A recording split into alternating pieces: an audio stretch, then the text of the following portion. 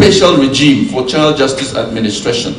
And the Administration of Criminal Justice Act envisages that in the states where you now have the ACJA domesticated, that when it comes to child justice administration, you have to work within that framework.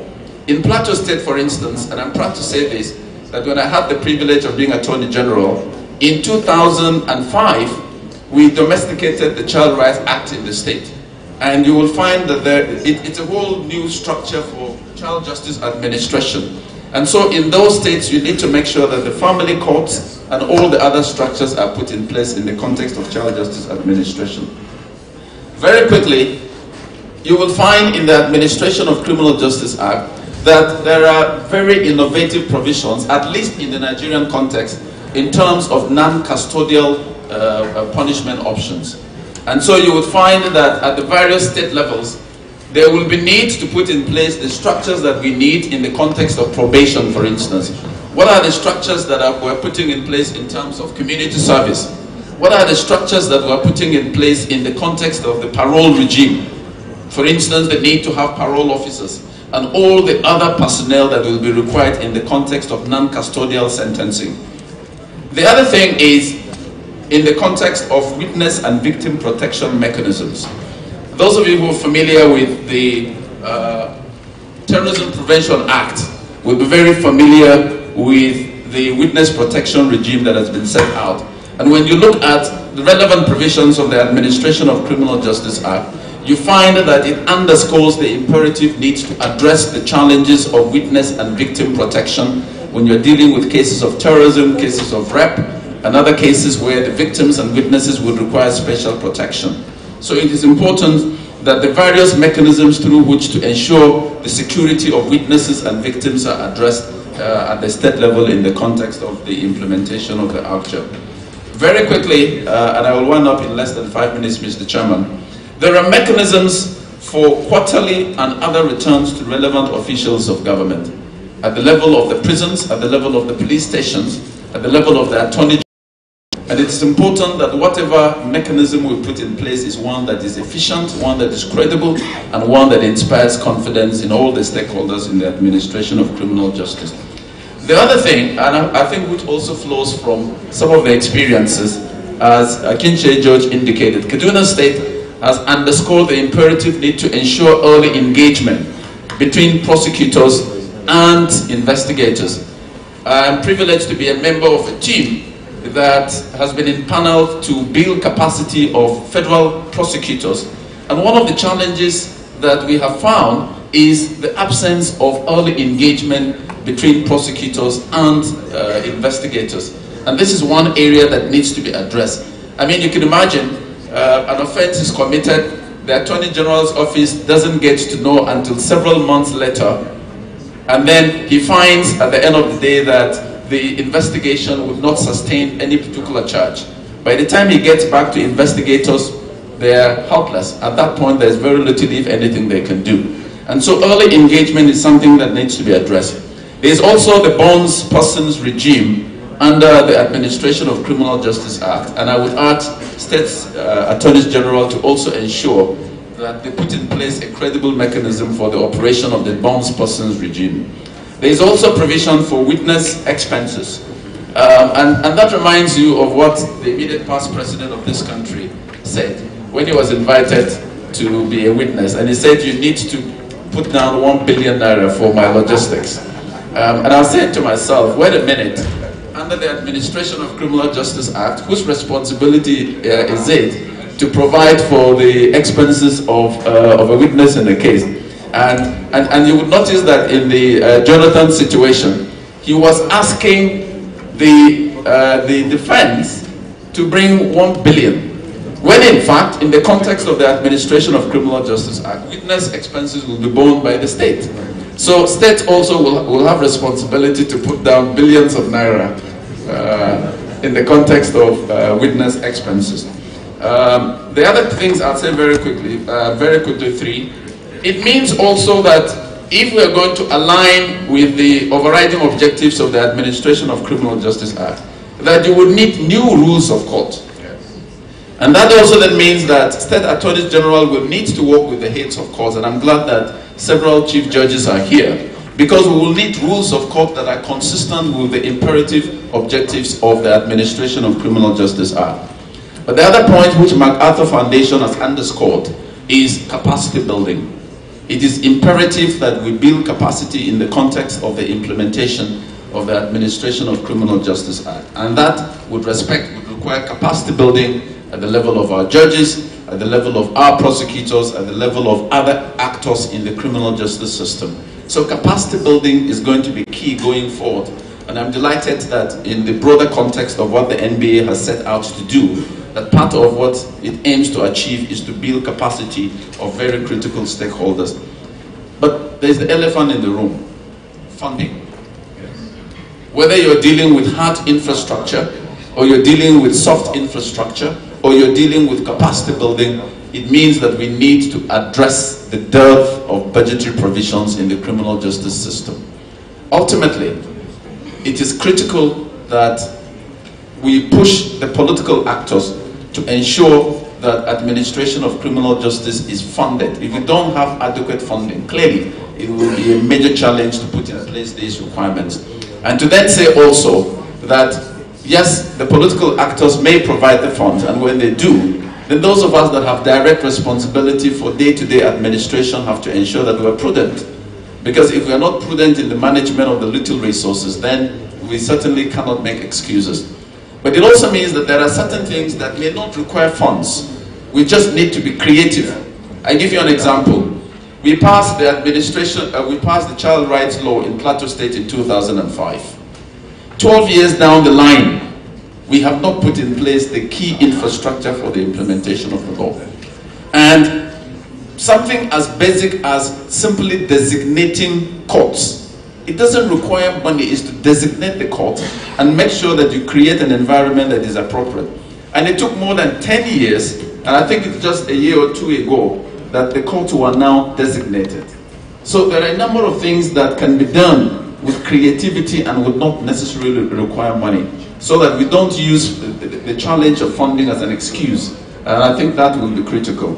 Finally, is to say that there is a very critical element of M&E, monitoring and evaluation. That's absolutely key. And that's why the Administration of Criminal Justice Act makes provision for the Administration of Criminal Justice Monitoring Committee. It is important that we engender a regime that is credible in terms of M&E, so that we can have a monitoring and enforcement regime that inspires confidence in the people. If we do that, I'm confident that we'll have been able to achieve the broader objective that we have set out for ourselves. Thank you very much.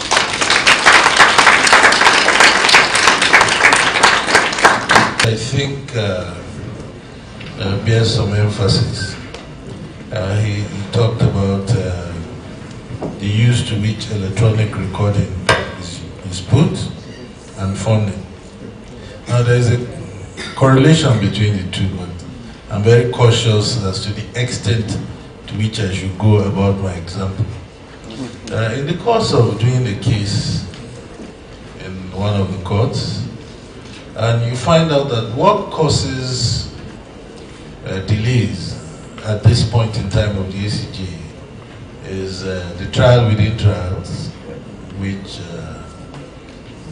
confessions had been extracted one way or the other, and no case submissions. And the lawyers tend to want to see those two processes to the logical conclusion.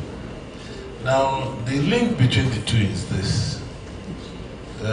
In one case, one lawyer was doing a trial within trial, and he stumbled into the question asking the investigators whether they complied with the ACJA by doing a video recording of the interrogation or the interview, which was classified as confession. They said they didn't. And in section 15.4 of the Act and the Lagos rules, I think, section 19, would require that you may have a video recording. And the lawyer now interpreted it to mean shall. because, of course, rights were involved. But then it's the response of the investigator that is a bit intriguing. He said there was no funding to buy a camera. And that these gadgets are very expensive. When asked whether his phone did not have a camera, he said he did, it had a video recorder. But he couldn't use his own facilities for the state. Nonetheless, this still boils down to very, very serious issues. A lot of cases will be brought to an end if law enforcement agencies are equipped and are made to comply with. And so if the new bills are to be introduced in other states, clear consequences of such departures should be made very, very clear in the bills. Well, I just thought I should bring that in. It's time to call the Honorable Justice ACJA from the Lagos State High Court for her ruling.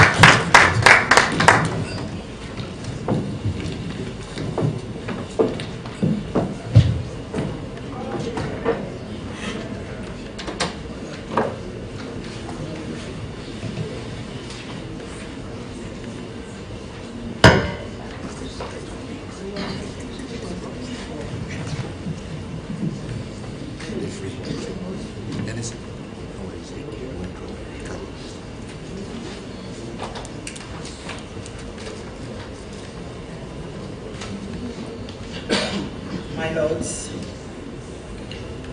the chairman of the panel, the president of the NBA, and the organizers of this occasion. I beg to stand on all.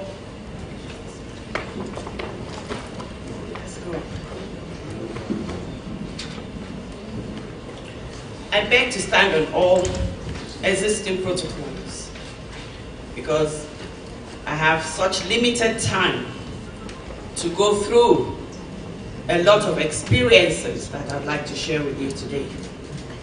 I have listened to the speakers. I've listened to the key speaker. I've listened to the paper that was just delivered now. But I would say, although I've delivered the paper would be with the NBA, you can access it later. But I found out from all what I've heard this morning, I don't need to go into my paper. I will speak from my experience. Lagos State, I would say, we always say, is always in the forefront. In 2004, we had criminal procedure law. But it took, I would say, 3 years to go through a lot of, would I say, summits, conferences, to realize that that law was already extinct on its own. Because we have advanced technology, we have moved on. And at that time, under the auspices of the current Vice President, Professor Yemi Osinbajo, a summit was carried out. And during that summit, a lot of issues were raised that made it so clear that there was a need for change. The change that was brought about was the Administration of Criminal Justice Law, 2007. This was in practice barely 4 years after we realized that there was a lot of loopholes. A lot of loopholes. And this was repealed. We now have what we call the Administration of Criminal Justice Law of 2011. And then came the ACJA of 2015. In Lagos State, we are still practicing under the ACJL 2011. And I would say to you from my experience, because I was a former DPP of Lagos State before I was appointed a judge, we have not been able to utilize the provisions of the ACJA. Now we have ACJA. What do we have on ground to actualize this act? What do we have in place for implementation? These are the areas that I believe we should be looking at. Domestication, yes, is a welcome thing. If I look at ACJL and ACJA, first instance, I would say, oh, it's just a copy of each other. But in depth, look at it, you will see that there are new innovations. There are innovations that are not in the ACJL. Remember, I mentioned that we haven't even utilized, we haven't been able to implement the provisions of ACJL. Now, ACJA 2015. I agree, the core provisions are the same, but there are new innovations, which the last speaker, Professor Dakas, has analyzed some of these innovations. They are most welcome innovations. But I will just look at one or two because I don't think I have that much time. But I would look at one or two of it and see how realistic this provision is in the administration of criminal justice. I will take, for example, now, the chairman of the session mentioned remand. In the ACJL, we have remand by magistrates. You remand for the first 30 days, and subsequently, you remand for another 30 days. When I say how realistic is this, the police, they start their investigation. They are compiling a case file. In 30 days, the case file has not reached the Ministry of Justice. The Ministry of Justice is to write a legal advice. There is a remand order of 30 days. The file gets to the Ministry of Justice. The magistrate has another 30 days, making 2 months.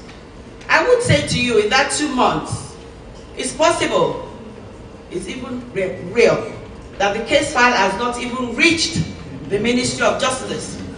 So how do you now say, in the ACJA, the chairman mentioned that it's 2 weeks, barely 15 days. In 15 days, what can the Ministry of Justice do? What can the police do to send the case file? This file under ACJL has not even reached the Ministry of Justice in 60 days. Then you say in 15 days, and then subsequently another 15 days, in 30 days. How do you actualize this? Those are the kind of things I want us to look at. Also,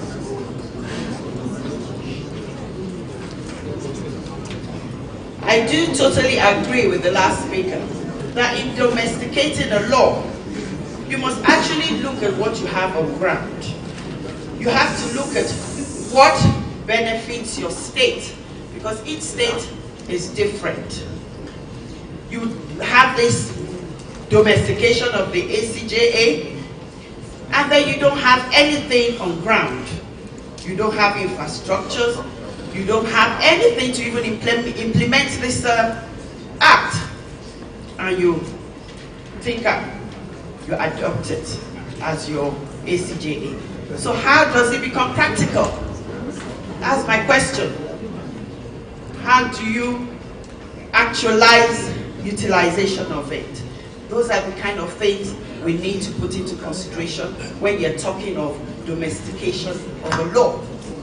You must have summits, you must have seminars, you must have conferences where you determine how effectual this law can be to you in your state. You don't just, I for one, Lagos State ACJL is something that I've utilized for quite a number of years. And I find out that some of the provisions, which are also core provisions in the ACJA, like take for example, it's been discussed, the issue of confessional statement. This is a most welcome section because it will curb consistent trial within trial. But like the chairman said now, the law says you have a video recording or may have a video recording, or you have a legal practitioner in place. In Lagos State, for instance, the police stations will tell you we don't have video recorder. This is a federal institution in Lagos State, and they are expecting Lagos State to provide them with video recorders. How is that possible? Now we have advanced technology. We all have phones. Everything that is happening here today, I was watching some people, they are recording it on their phones. Why can the police not do the same? And that is not even the end. He says you can get a legal practitioner. Let a legal practitioner be present. But till today, I tell you, in 2017, we still do not have confessional statements being recorded. So now we have that challenge that once you're in court, the lawyers are popping up and saying they are opposing the statement because it does not comply with the provisions of ACJA.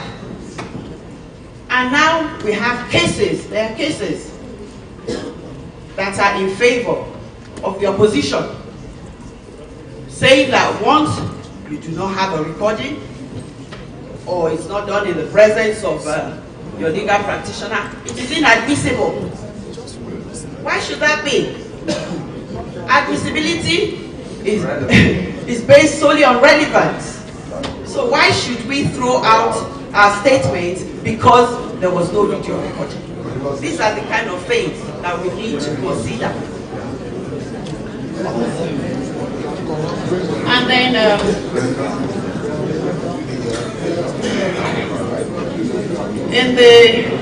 I will just go through maybe one or two of the innovations. I would say, well, the term when you say defendants now instead of accused person, that because the intention is to convey and promote amongst law enforcers a more humane attitude towards persons in conflict with the law, bearing in mind the presumption of innocence of a criminal defendant until the person's guilt is proven beyond reasonable doubt. That is good. It gives the defendant a bit of confidence that he's getting justice. Then you have where you say you must have a central criminal recording registry. What do we have in place to implement this? We don't have anything. I know in the Ministry of Justice, we had a system where we could monitor, it's got case tracking, we called it there, where we could monitor between the arrest of a person, the file being compiled, sent to Ministry of Justice, detention and all that. But where are we today? Is the case tracking still effective? I would say no. It all boils down to funding and priority. You cannot move forward because you need the support of your state. And the Attorney General is not the budget, is not the provider of the money, it is not the financier. It is your state government itself who is going to fund this. So when you don't have this support, where is your way forward? You're not moving forward. So now you domesticate a law and it's just there. You cannot even utilize it. So we have to think of things that we need to put in place before we can say that we are effectually utilizing a procedural law. I would say I like the idea of prohibition of stay of proceedings on account of interlocutory appeals. This is a very welcome innovation. 1 minute. Okay, since I have 1 minute, I think I'll just quickly run through things that I think we need to put in place to achieve implementation of the ACJA. So quickly, in 1 minute, funding must be put in place to adequately equip the prisons and the Ministry of Justice and the courts. The commitment of the Attorney General, like I said earlier on, is really needed. And of course, other stakeholders in the justice sector reform. Public awareness about the new law and support of the citizenry is important. And enlightenment of rights of suspects is important. Then you need cooperation and training of court registrars, law officers in the Ministry of Justice, private lawyers, NBA, police, prisons, and judiciary, who will implement this law. You need to develop and maintain a culture and make provisions for same. You need regular meetings of the implementation committee to discuss lapses and prefer solutions. You need cooperation and synergy between the different stakeholders. You do not start to see lapses or lacuna in a law until it is put in practice. We have put this in practice for so many years, and there's still a lot of lacuna. I wish I had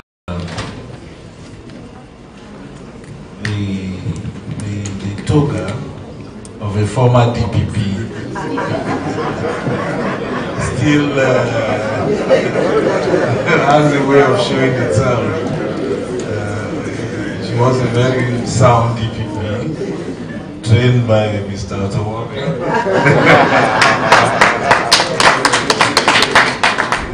And brings me to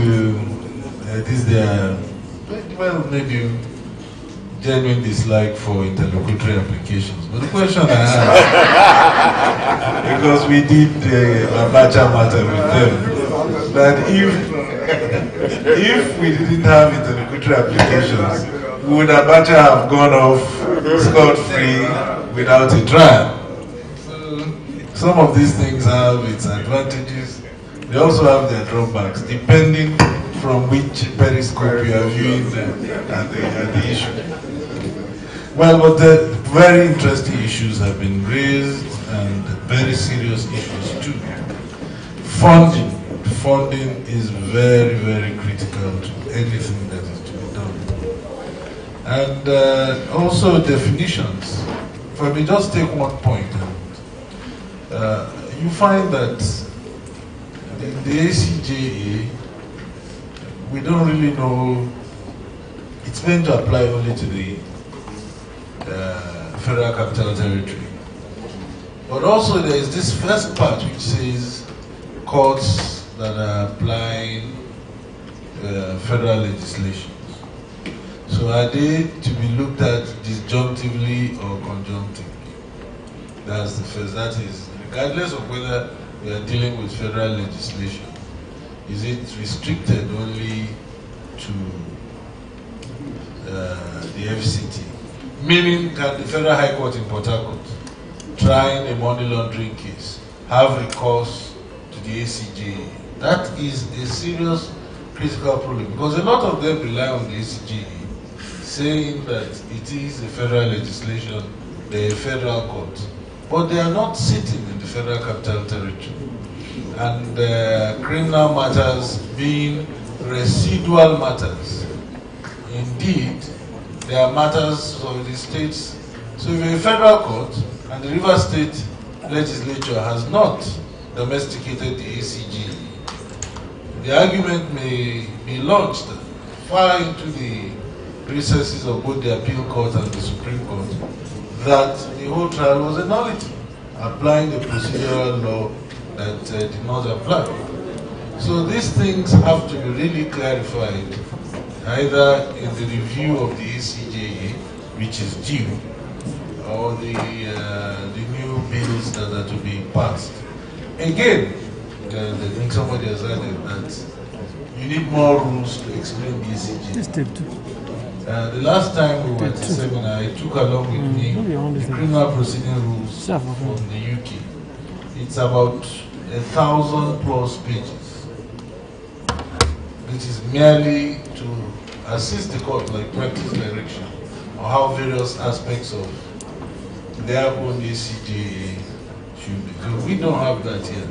But fortunately, the Chief Justice of Nigeria has said that that's one of the things that he will do, which is to provide detailed practice directions for various aspects of the rule. So there's still a long way ahead. But it's not that the legal profession is not doing anything, contrary to what we see in social media. It's quick to blame us, but there's really a lot that is being done by us. May I use this opportunity now to call on persons standing in for Goniri, Alaji Goniri, that is Gambo Seni Jumbao from the Yobe State Judiciary. Give us a 10-minute contribution on your own perspective of the issue being discussed.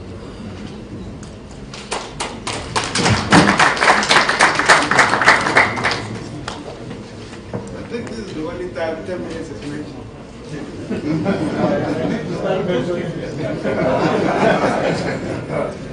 All right, in that case, I will still go to the column where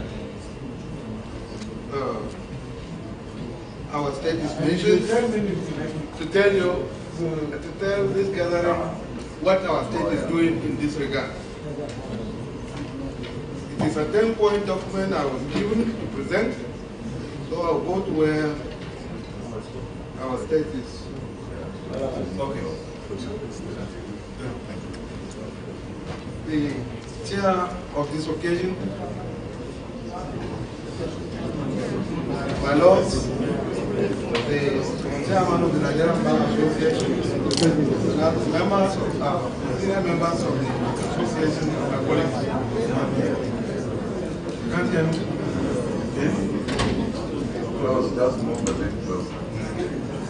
So what I'm saying is, I will go straight to tell you what we are doing in our state.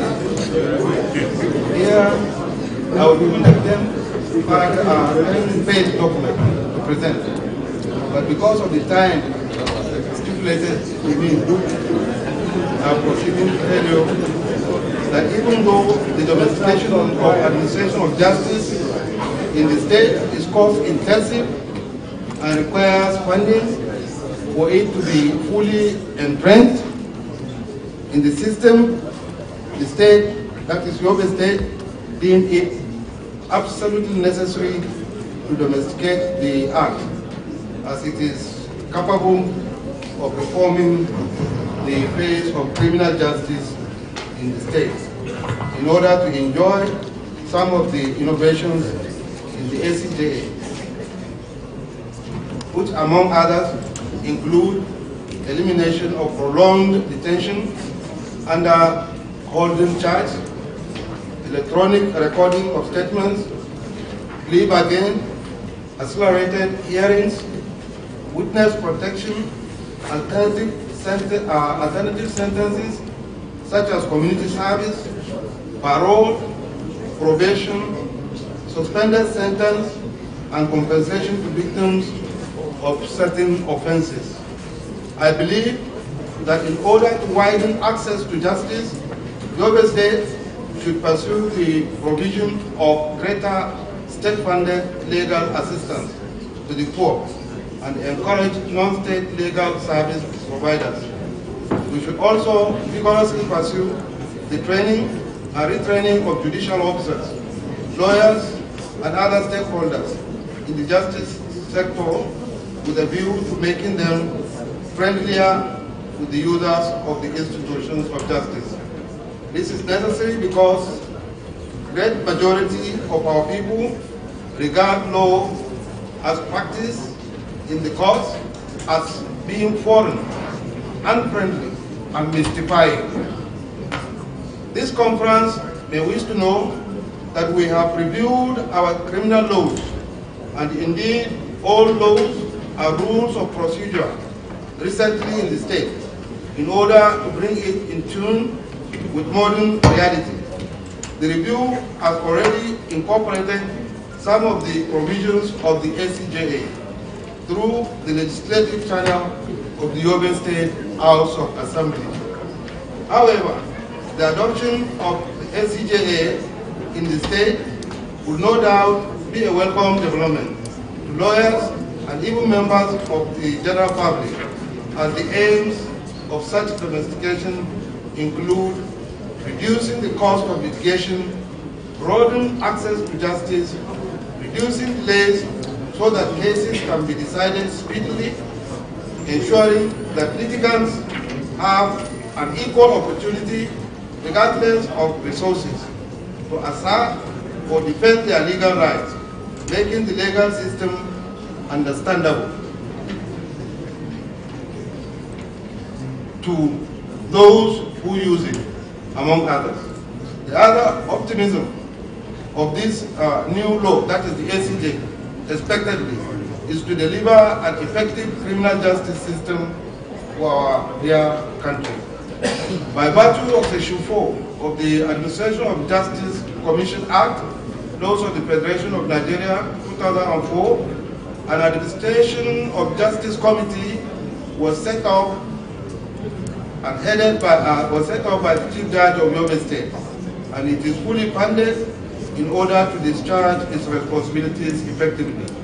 As part of our effort on the domestication of the Administration of Justice Criminal Justice Act 2015, a Justice Sector Reform Team was set up by the Honorable Attorney General and Commissioner for Justice and was saddled with the responsibility of domestication.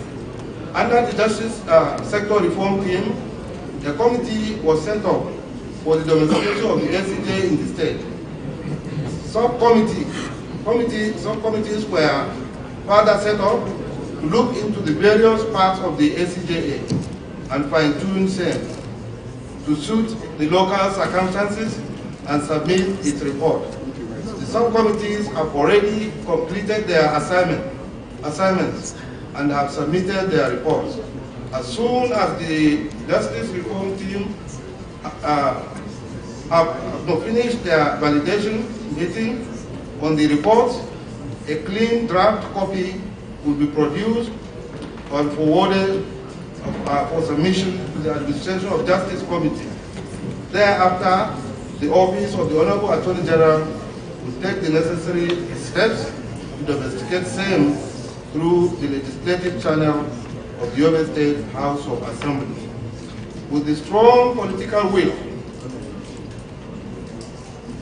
in our governor for the upholding of rule of law, who has shown interest in upholding the rule of law and better administration of justice in the state, there is no challenge or impediment that will hinder the smooth domestication and full implementation of the administration of justice law in Yobe State.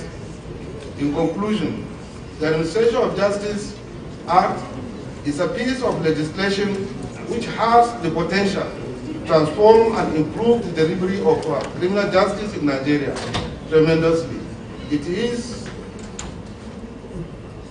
the most awaited revolution in the criminal justice arena, as the criminal justice system exists before the coming into force of this law has lost its capability to respond quickly to the needs of the society, check the rising waves of crime speedily, bring criminals to book, and protect the victims of crime. In summary, therefore, it can be said that the ACJA is geared towards ensuring that the system of administration of criminal justice in Nigeria promotes efficient management of all criminal justice institutions, speedy dispensation of justice, and protection of the rights and interests of suspects and victims of crime. All regulatory institutions and even its constitutional impediments to achieving these goals are expected to be removed. It can be said, without mincing words, that the Administration of Criminal Justice, ACJA 2015, is a bold and innovative intervention in the administration of criminal justice system, which raises hope of speedy disposal of criminal cases by the judiciary, thereby forestalling a prospect of jungle justice and pervasive impunity which now rules, unfortunately, in our land. It will, however, fall short of this potential need if it only remains a federal law. In view of the need for uniformity, clarity, and better administration of criminal justice throughout the country, it is essential for states to adopt this law. What I have done is not an attempt to exhaust the arena of criminal justice, but to create awareness on latest legislation, legislation in order to create room for further discussion. Please join hands in enriching the contents and context of this discussion. Thank you.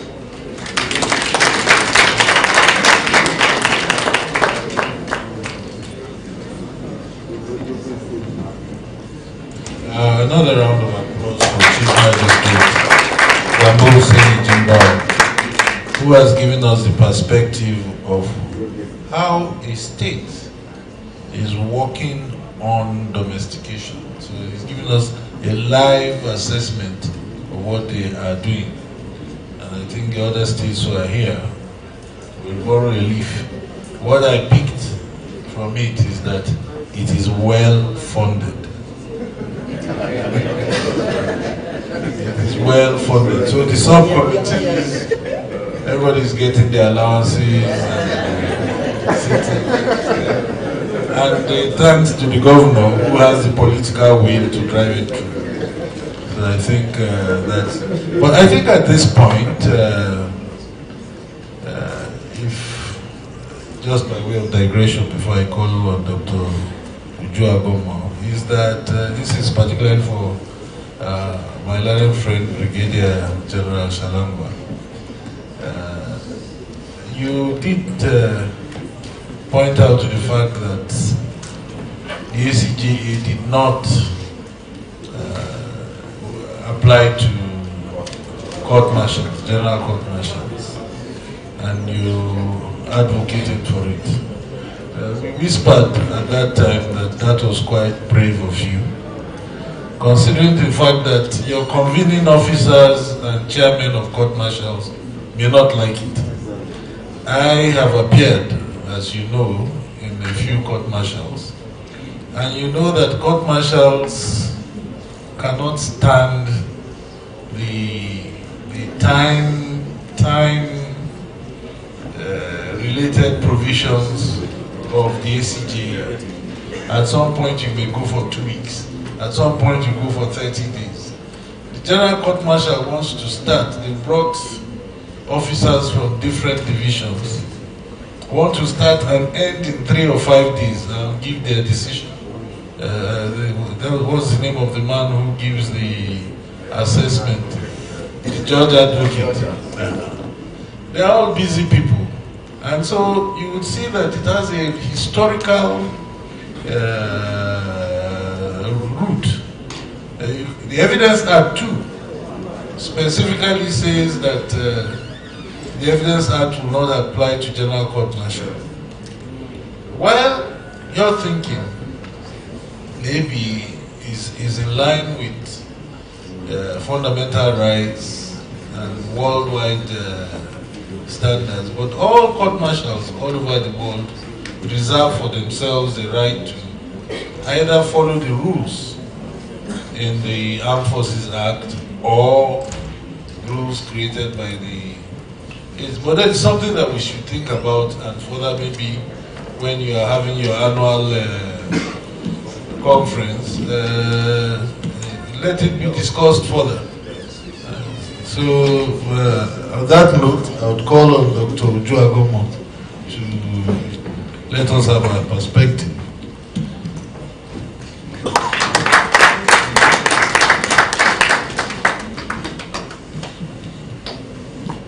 I saw her last when we went to South Africa years ago on awaiting trial prisoners.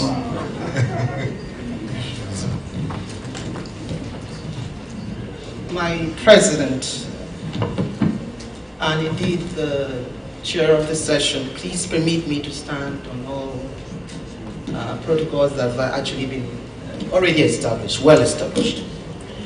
I will make some few introductory comments, and I'll make an attempt to give 7 pointers. Yes, within 10 minutes. I will try my best. So first of all, is to say that one point I really want as an introductory comment to make is that what we need most is not the money, it's the attitude. That one word, behavior, attitude, if we get it right, every other thing will fall in place. As also an introductory comment, second thing I want to say is that the blame can be shared around. I've heard that perhaps it's the police to be blamed, and I would say all of us. I happen to be directly involved in terms of implementing component 4.2 of the Justice for All project that tried to look at how to reduce the number of persons awaiting trial. And Professor Tabiu is here. One of the things that we found is that part of the problem, you're starting from the point where investigation, you don't carry out investigation, then you arrest people. And why will you not get it wrong?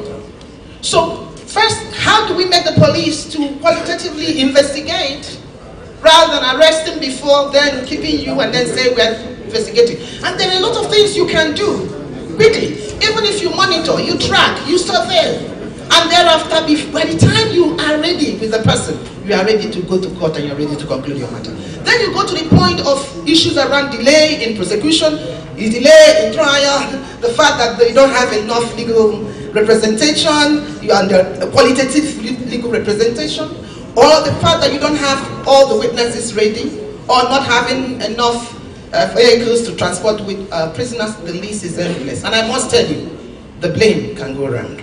Now, the other thing that I really want to share with you is that in my work, I have visited about 1,000 prisons, or rather had about 1,000 prison visits in about 110 prisons across close to 32 countries. I'll tell you what I have seen, because I have heard a lot of people say that Nigeria doesn't have so much problem because we keep fewer people in prison.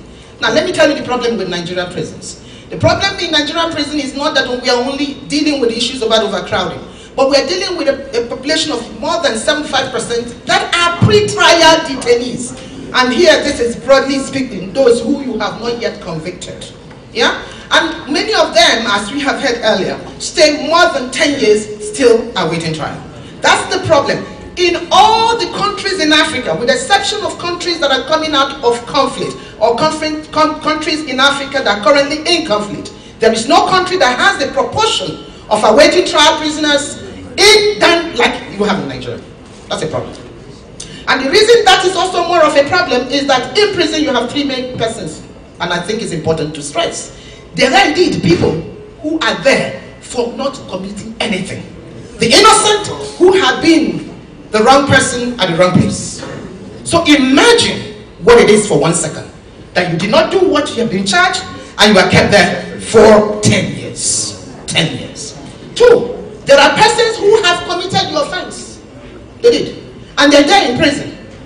And therefore, in the prison, they are there awaiting trial. And because they are awaiting trial, the prison mechanisms and administration is so geared that it makes it more difficult for them to really do proper rehabilitation of these people. And I'll tell you, a lot of the prisons are dealing with the problem of how many people they will need to take to court and all that.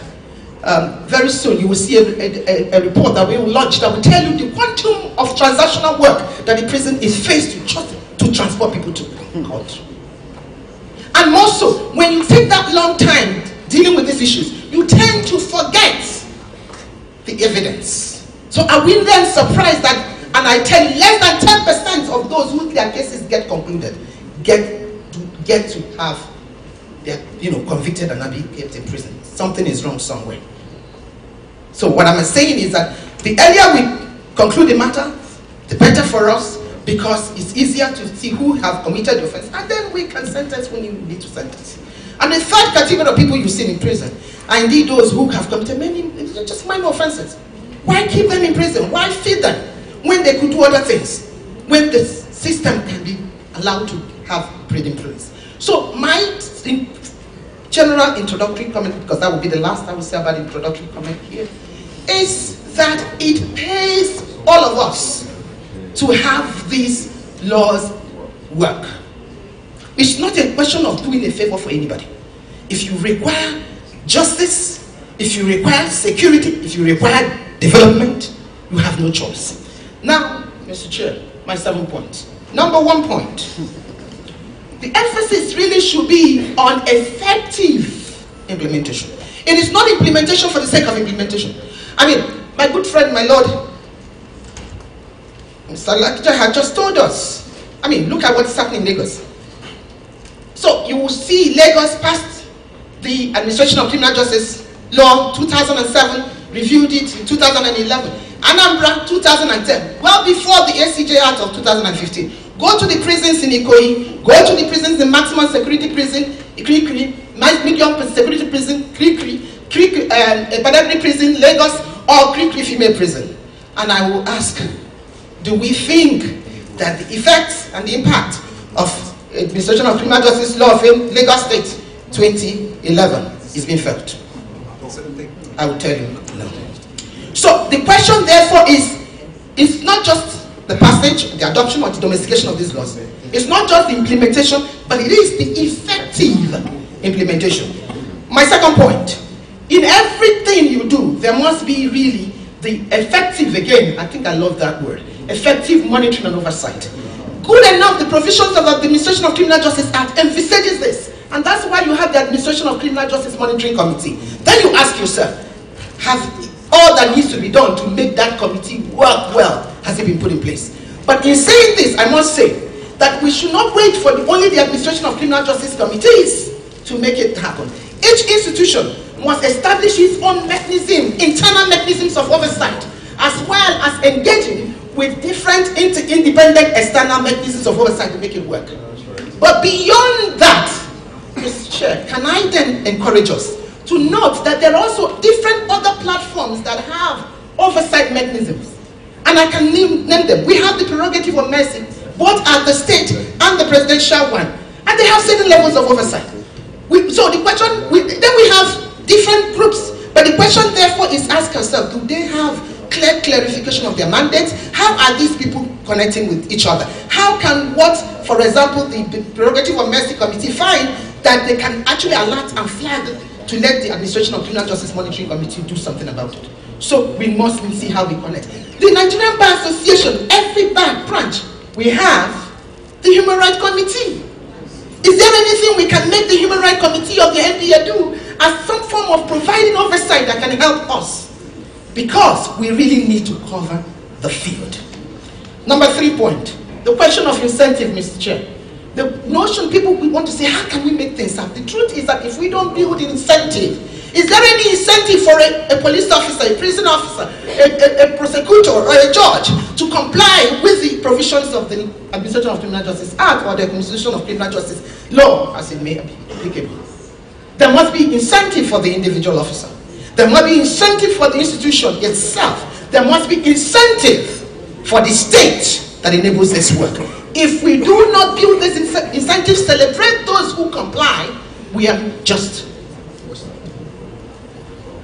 Mr. Chair, they said we are just wasting our time. So maybe, can I concur? I'm directed to use the word we are just wasting our time. Number 4. I think it's important that we are conscious of the ills that the Administration of Criminal Justice Act have come to help us cure. Because it is in realizing these ills that we really can cherish this piece of document. One of the ills is that we want to make sure that there are time limits. That justice can no longer be said to continually be denied because it is delayed. We want to make sure that justice is speedily served. We also want to make sure that really, that the resources that the state spend in keeping everybody in prison. You know, sometimes I'm amazed, Mr. Chair, because it looks to me, Mr. Chair, that we seem to glorify custodial sentence. Mr. Chair, you know what is worrying me? That is that people do not recognize that everyone you see in prison, unless he dies in prison, is coming out someday. So if that is the case, why do we put so much trust in putting people to prison, and yet we do not look at issues around non-custodial sentence? The bodies of the Administration of Criminal Justice Act itself envisages that we should do this. So that we're talking about we don't have money, and yet what we could do to help reduce certain expenditure, we are not doing it. The issue of torture, it has been said here. So there's so many things that this particular piece of wonderful legislation have for us. And in looking at this, what then happens is that, because when you keep thinking about money, what you will say is that, how can I, or what can this institution do to make this work? You see, that's the point. You know, I think the key question we must ask as I proceed is to encourage ourselves that if for each of the provision, when we review it, let's ask ourselves, what is the spirit behind this? What's the objective behind this provision? Is there any other way I can still cure or achieve this objective, even though I have this limited constraint? I think that's the key point. Number 5, Mr. Chair, the notion of partnership. And I love the point that our president did say that this project is really looking at partnership. Then I had to stress the fact that partnership that is built on synergy, partnership that envisages the whole notion of sustainability, can help us drive this. Share, this is a golden opportunity for Nigeria. Why do I say that? I say that because we have Makato Foundation putting so much money. It's not just in Nigerian Bar Association. Makato is giving so many organizations money to still focus on one way or the other on this particular piece of legislation. We have the European Union under the 11th European Development Fund giving money which is going to be managed by the British Council to deal with issues around this under the rule of law and the rollout project, rule of law and anti-corruption project. And part of the component of that is actually dealing with the issue of what we're talking about. Now, can I say to you, in April this year, the United Nations Office on Drugs and Crime, under the specific project on support to justice project in Nigeria, which was actually implemented under the 10th European Development Fund. I happened at that stage to be heading that project. UNODC, in collaboration with J4A, we hosted a meeting in Kaduna of the network of justice reform teams in Nigeria. Mr. President, there are 26 states, 26 states that as we speak, will have justice reform team, which is a multi-sectoral membership. And we have 8 states that have passed the administration of criminal justice law. My point here is that we can, through the engagement and collaboration with the various justice reform teams in these states, make things happen. And by the way, one of the outputs of the UNODC project is also a document which speaks to how the JRCs can help fast-track the implementation of the administration of criminal justice as well as the adoption in the various states. And Mr. President, that same list of documents was one of the things that we handed over to you during the conference in August. So my take is, how can you also connect with the justice reform teams and make things happen, and make sure that the whole notion of sustainability, and that's really what bleeds my heart. I mean, I'm my good friend. I love you to pieces. I love Makato. I love all the development partners doing something here. But let me ask you, every project one day has an ending point. My point is, when the Makato Fund ends, what will happen? But I believe that with a network like the Nigerian Bar Association, with this other platform, we can make this take a life of its own. So I think, Mr. President, if I want to just say one thing, if there is a way you can enable this whole notion of sustainability, by the way, it's been said, and I will add my voice to it, the power of the bar, the inner and the outer bar. I mean, we can actually make this happen, but it's to think fit in the framework of sustainability, knowing that the money may end someday. The notion of sustainability, and how can the bar itself, the NBA, celebrate the states that are doing well, celebrate the attorney generals that are doing well, celebrate the judges that are implementing this well. That way it can have its own places. Number 6 point, I'm getting there. The number 6 point, the chair, is the whole notion of monitoring. And I want to say this, and I always have the opportunity I have to say this. We know many people who are in prisons in Nigeria. I can tell you that. We can say that for every state any of the prisons and any of these lockups, we can say that is manned by the Nigerian Prison Service.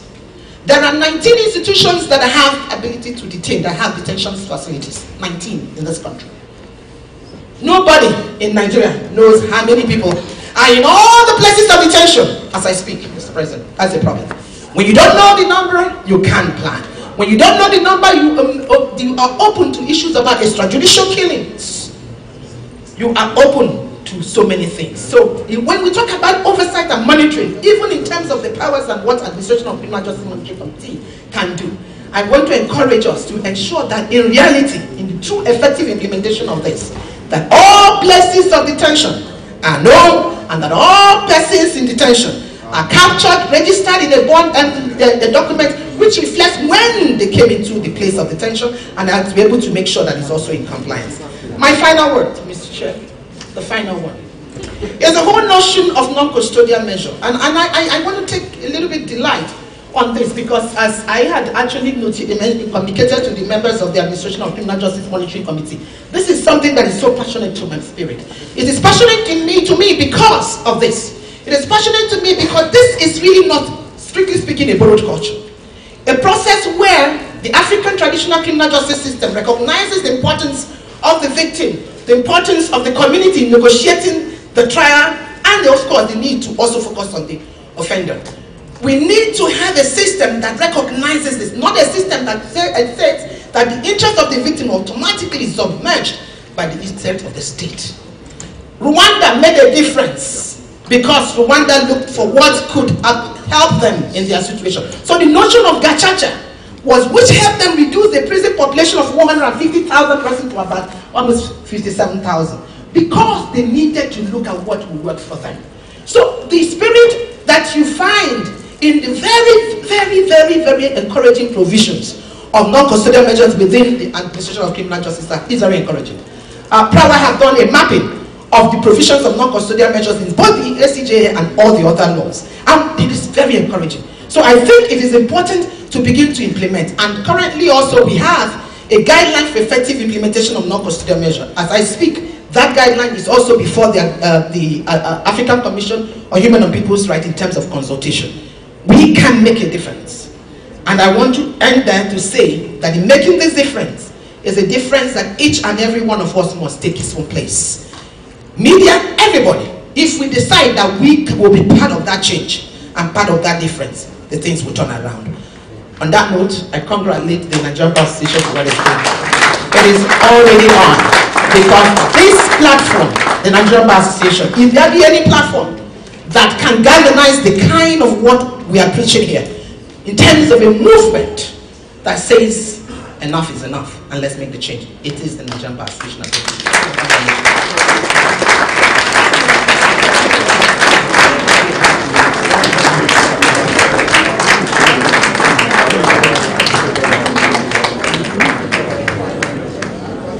Thank you very much, Dr. Ojua.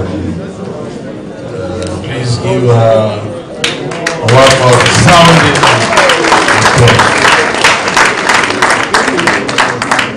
Now she, in a unique way, has looked at this issue or this topic we are discussing from the point of view of other stakeholders, not the point of view directly of how courts implement the Administration of Criminal Justice Act. And she has raised a number of points. I will highlight two. Now, she did say at a point, and that has been usually very worrisome, that there are 19 agencies that can not only detain, but apprehend, investigate, charge to court, and at the end of the day cause someone to be detained. I'm sure if Mr. Fola Towari remembers, the IG invited us for a seminar 2 years ago, and it came to light that Section 214 of the Nigerian Constitution prescribes only one police force for the entire nation. Why are 18 others exercising police powers detaining people, causing the prisons to be congested. Now these are issues we should look at, because there's a situation here that doesn't add up. And the next point, again, arising from what she has said, on which we will throw open, is that, take Lagos for example. I hear Lagos about how many million population? So now they've been there, I'm sure. Not less than 20 million, but about 22, 25 million. Now, Lagos, that everybody's eyes are here in the forehead, they see there's sharp, smart people. Nobody takes no for an answer easily there. You must expect to have, and then everybody who, like the man who taught all the streets in London were paved with gold. There's so many people like that. Dave Littleton, or whoever his name in those Now, a lot of people are out to make a fast buck in Lagos, and therefore you have to, the potential capacity of either criminals or would-be criminals who have come from all over the country are in a very high proportion in Lagos.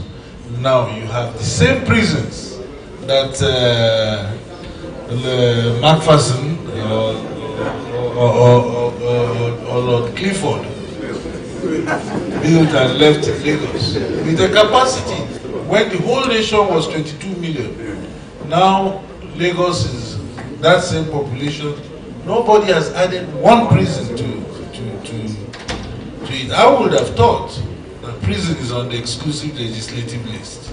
Now, part of the restructuring we are talking about is that prisons be removed from the exclusive legislative list and put in residual or concurrent. Let everybody build his own. Those 54 local governments in Lagos, each should have one maximum security prison. Too many criminals.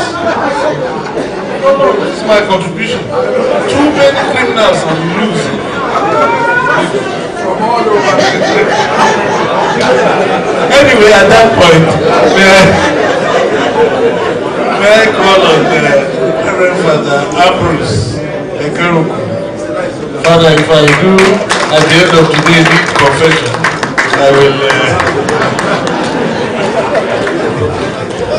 I will, if I say something I shouldn't say. Well, first of all, I disagree with you that we need more new prisons. First of all, we have to remodel the ones we have to be habitable. There are hellholes. The ones we have now are hellholes. Before we build new ones, we have to rehabilitate the ones we have. Thank you so much for inviting me here. I'm sure many of you must have been wondering, what is this monk doing in the gathering of learned people? Yes, I am here because the learned Silk, who was supposed to attend, the facilitator of Enugu State Justice Reform Team, happened to travel, and she, what's the word we have been using? She directed me. Okay. I was directed to stand in for her, and that is because that's the Chief Mrs. ACJA Ofia SAN.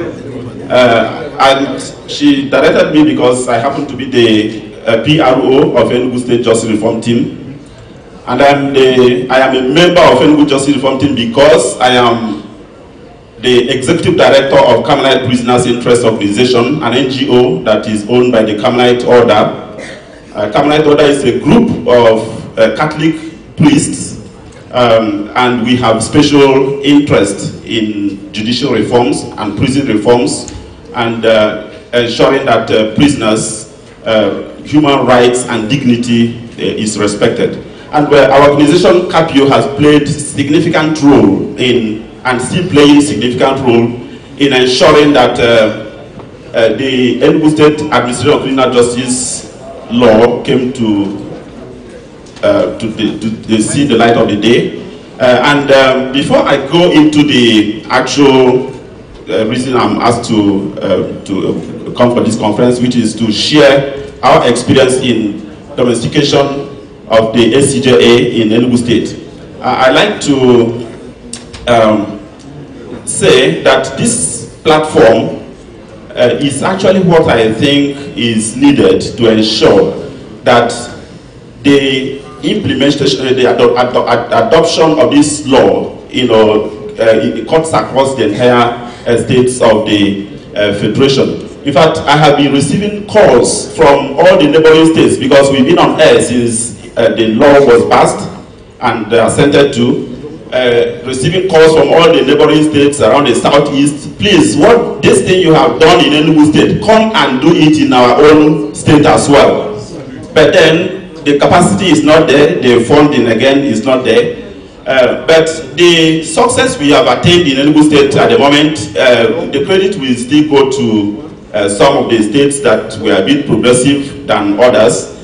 We took cue from Lagos, from Ekiti State, and Anambra State. We had copies of their own law before us when we adopted ours.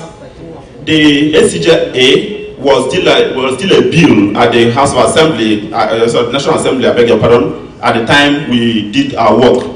And that work was done with the support of Justice for All program that supported all the training, all the conferences, the summits, and the sitting, the long, sitting that the members of the ACJ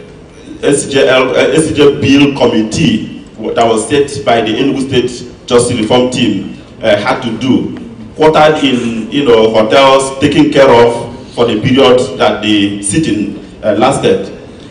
But something significant happened. At the time the bill came out, the lifetime of J4A, with even the extension they had, the J4A program, ended. So it was like, there was no other person to push this laudable piece of legislation to go forward. And that was where Capio stepped in. We secured funding from our foreign partners, Mission Kara in Ireland, and we led the advocacy for the implementation, for the passage of this law, and then of course assented to by the executive governor.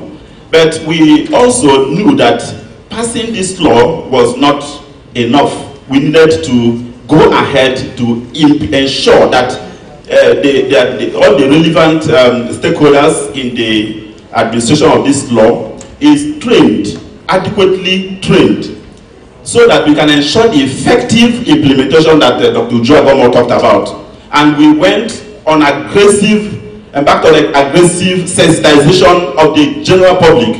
In fact, there is hardly any village woman that you will ask about the administration of criminal justice bill in law in Enugu State today that will not tell you a lot about it already. Because we have been on air, different channels, television stations, and we produced free copies that have been distributed widely. And we also went ahead to develop a simplified version of this law. Because you lawyers like reading very thick books. The common woman on the street or in the marketplace want to see how this law affects him or her, in everyday English. And that's what we have done to simplify this, so that they can know the aspect that concerns them and see how they can use that to actualize the demand for justice in court. So I sent a paper already, but since it's going to be circulated, I don't think it's necessary to go into the aspects of the innovations and all of that. But I make bold to say that, and Professor Tabi will bear me witness, that of all the states that have domesticated the ACJ Act, Enugu State version remains the best so far. Chairman, I have copies of this for you. I have given a copy to the MacArthur Foundation representative, and you can access that law on the website of Carmelite Prisoners Interest Organization at www.capiong.org. You'll find soft copies of that law, of this law there. We also have secured 3-year funding from the from our partners, Mishankara, to ensure that this implementation is properly done for the next 3 years, because the government is paying lip service to it. We need to put the structure, the infrastructures in place. We need to ensure that judges, or of course we have been doing that, but we need to continue that, to train the judges, to train the judiciary, lawyers, MBA, religious leaders, everybody that needs to use, and then of course police. So we have been doing such trainings, and we continue to do that in the next 3 years. And I will equally beg the MacArthur Foundation and the MBA to ensure that CAPIO is well carried along in this whole project, because I'm sure we have a lot to also contribute. On the issue of a non-custodial sentence, you see, we are a bit proactive to this. A lot of things that we know that government will not be quick to do, we are taking steps to do. We are setting up a rehabilitation center, which we call Center of Hope. A place where some of the people that leave prisons without a home, you know, something like a halfway home, you know, especially our thinking is that in the long run, there will be a legislation to ensure that people who leave prison must necessarily pass through such setups, so that we can use multidisciplinary approach to rehabilitate these people. Because we expect so much from these people. People who have no home, who have no education, who have no job, and then they have spent 10 years in prison awaiting trial, and then they come out. These prisons where are unit people, mixing people together without any form of rehabilitation whatsoever. I would also like to end by maybe making a suggestion about this project. If you may need to, you may want to reconsider the approach. It's good not to, you know, put all the fingers in the mouth at the same time. But I don't know what the states that are in the last segment will be doing. Would they just fold their arms and be waiting until, you know, MPA remembers them at the last year of this project?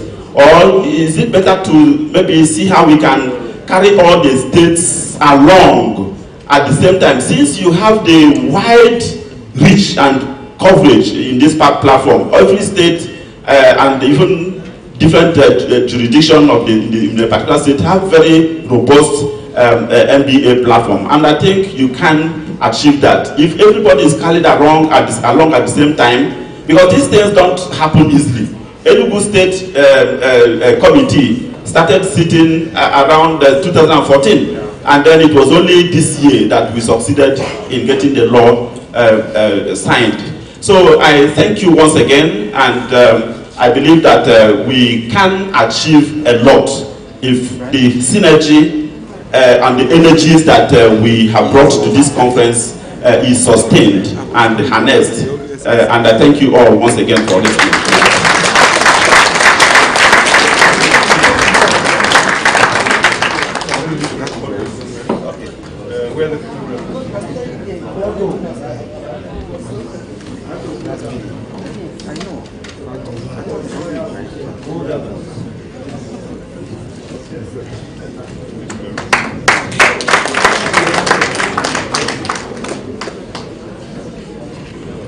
Another round of applause for Father Abu.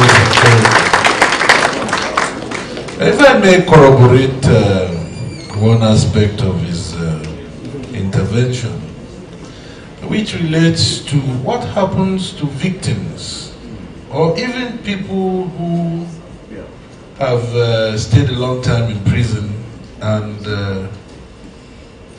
end up being released. Is the act or the bills doing anything about them? I'll give you an example from my very limited experience.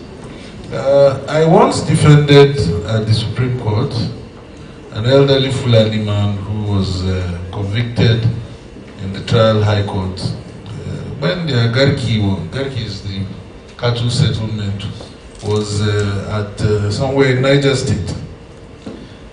he took, between the High Court and when I eventually argued his appeal in the Supreme Court, about 16, 17 years.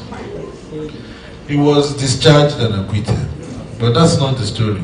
The story is that the day he was released, he went round and he said he didn't know anybody again. And he came back to me and said, there's nowhere I can go to. I've sent word to where our Garki is. They said they moved long ago. He doesn't know where they are, how he will settle down, and there was no way. So we had to do a whip around, look for money for him, and advised him to go and settle somewhere. Well, Nigeria was big enough, he should pick anywhere. That was what we could do for him in the circumstance. But if there is a law, especially for victims, or people who are wrongly, after 12 years, it is found out that you ought not to have been put in the trial system in the first place. What happens? Are you let go empty-handed? So I think those are things to think about. May I, at this point, call the multiple representative representing on this occasion, Yusuf Abdullahi Abdulkadir. Thank you, Chairman. My lords and the chairman of the occasion. Well, I have dropped 2 caps. I'm wearing only one. And I want you to join me in congratulating me that I have my own tag now. I can speak. I have a lot of time. Well, having said that, I think since the learned SAM has forwarded the copy of his paper, I will just only summarize or give some of the highlights and then maybe go beyond the paper presented. He started by making analysis and emphasizing on the need to have synergy between the police and the prosecution counsel. He mentioned 2 cases, Adekule versus the state and Ogudu versus the state. In these 2 cases, he lamented that once there is a poor investigation in a particular allegations, you cannot expect justice to be done. In other words, if the police decide to compromise certain vital evidence, the prosecution can never do magic to sustain the conviction. He equally mentioned on page 3 of his paper the role played by the committee that brought up this Administration of Criminal Justice Act into life. So he thanked some of the members, including Professor ACJA and some of his team members. He equally mentioned on page 4 of his paper, which I think is very important for me to read. He said, application of the ACJA in criminal proceedings.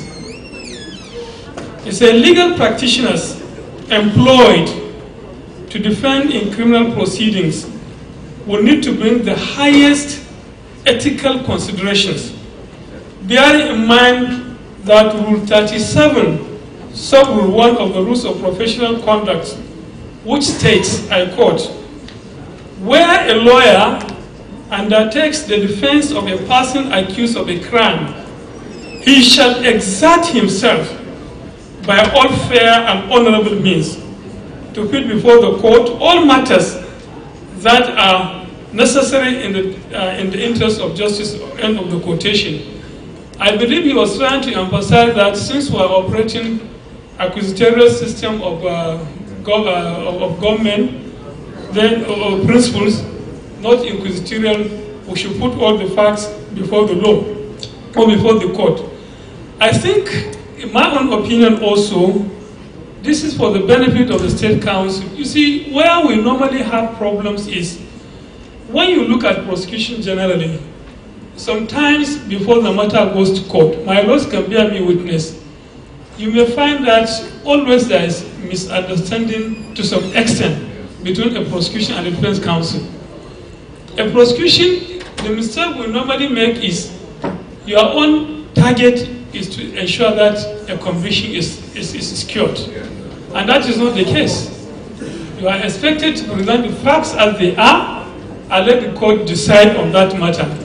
Meanwhile, we put blame against the defense usually put blames against prosecution because you can't blame them. The prosecution or the defense counsel is whatever matter he's representing. His own role is to ensure that justice is done in the matter and don't hide any evidence or any facts. And I think if we can collaborate on that one, it will help us greatly. He now mentioned that from my practice and knowledge, it can be said that with some measure of confidence that the provisions of monthly reporting are observed in breach. However, regarding compliance regime with time protocols for arrest, there is some measure of compliance. Courts and counsel eagerly refer to the ACJA. We need to hear more about the work of Criminal Justice Monitoring Committee. I think this also was discussed extensively. Now, in his own conclusion, he raised some issues which I think has to do with the domestication and implementation of the ACJA. He said, although the ACJA is all-embracing, it is not applicable to states. Each state is required to adopt it. And I think I prefer the word adoption rather than domestication. In my little knowledge of law, I know when you talk about domestication, you are talking about foreign law. But I think if my own opinion can be accepted in line with the law, I prefer the word adopted or adoption as the case may be. We successfully traversed this route about 30 years ago. This was in respect of civil procedural rules.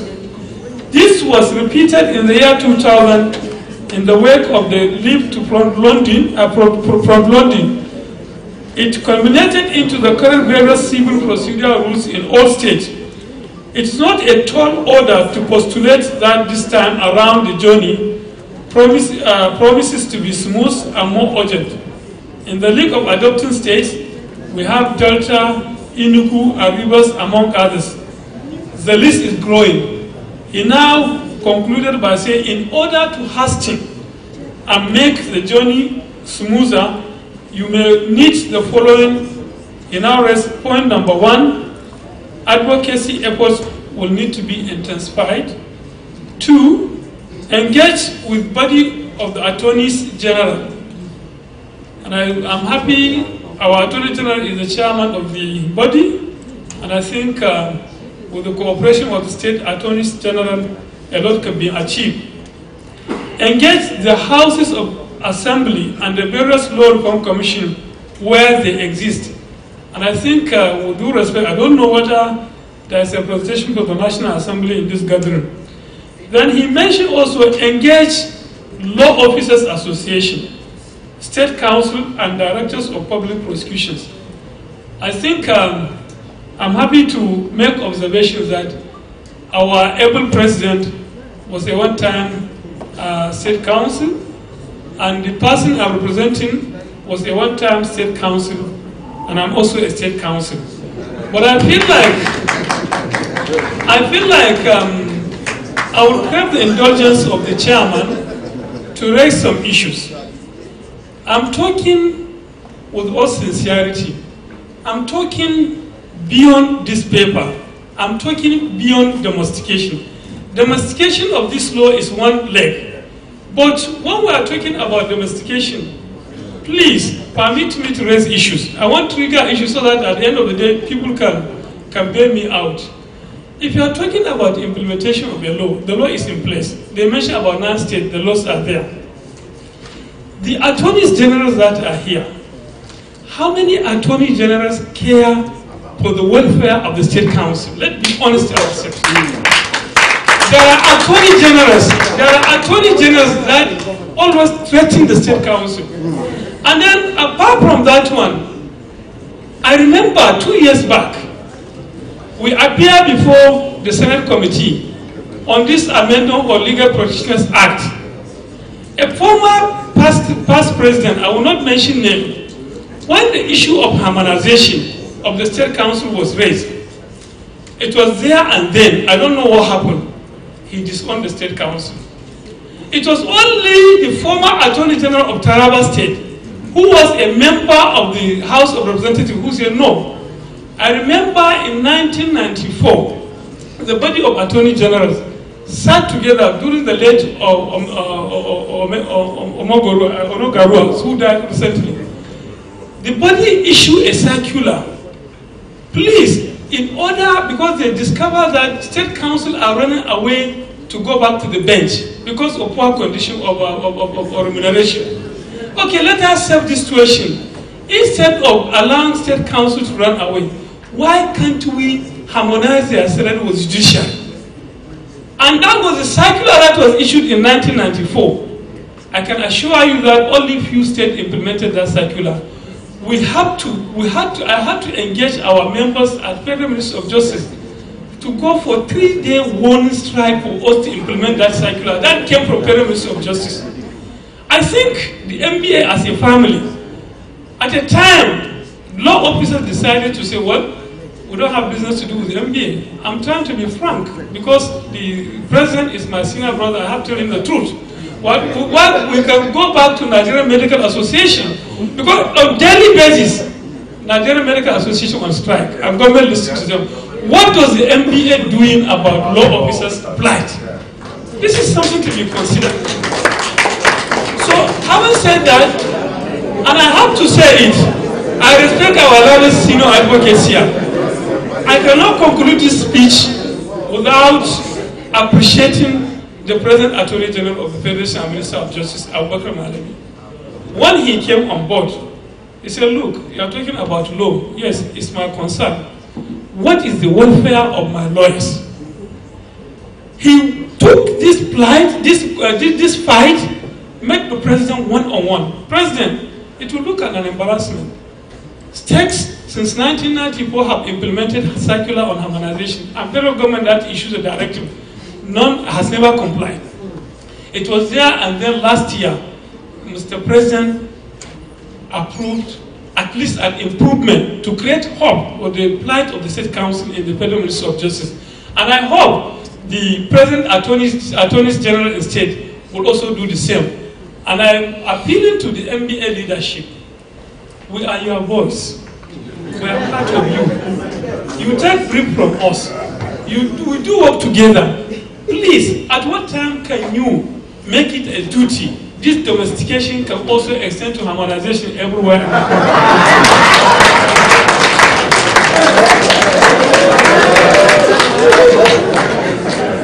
He now mentioned engage branches of the MBA, bring back the presidential committee to the domestication advocacy.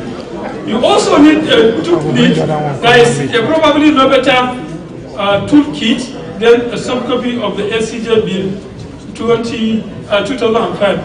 If you wish, make it in word form. I thank you for listening.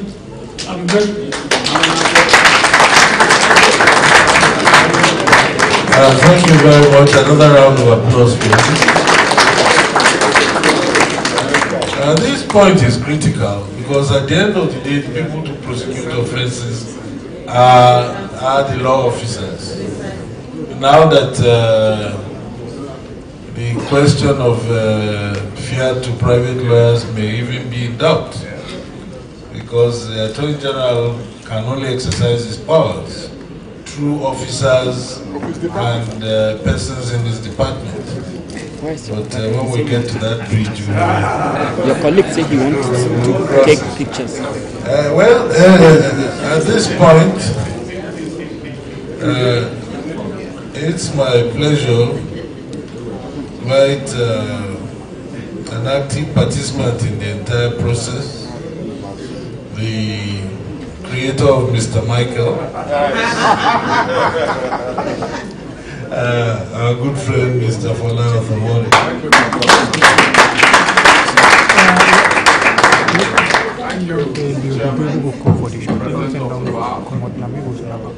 My Lord's distinguished colleagues and partner guests.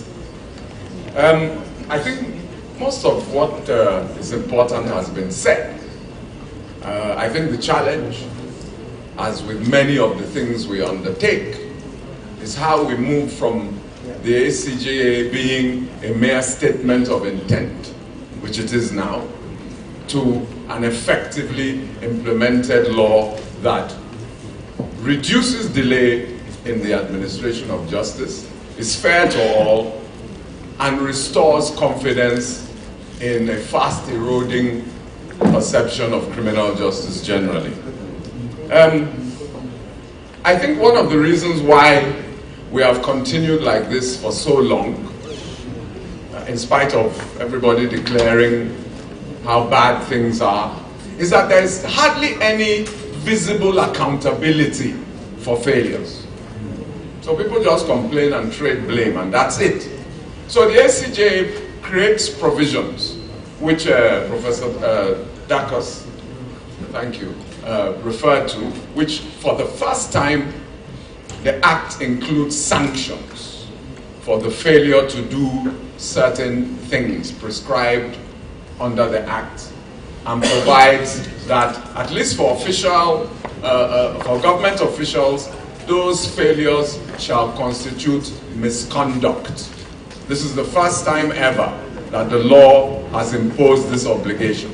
However, my experience tells me that we are a very sentimental people, and we are always reluctant to impose punishments on people, and all of that.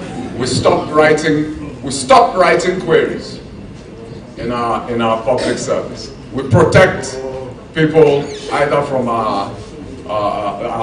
who we consider our boys, as that expression, or are from the same club or area, etc. So I first of all want to underscore the fact that this Act will not work unless people are held accountable, and that the monitoring committees should work. That's number one.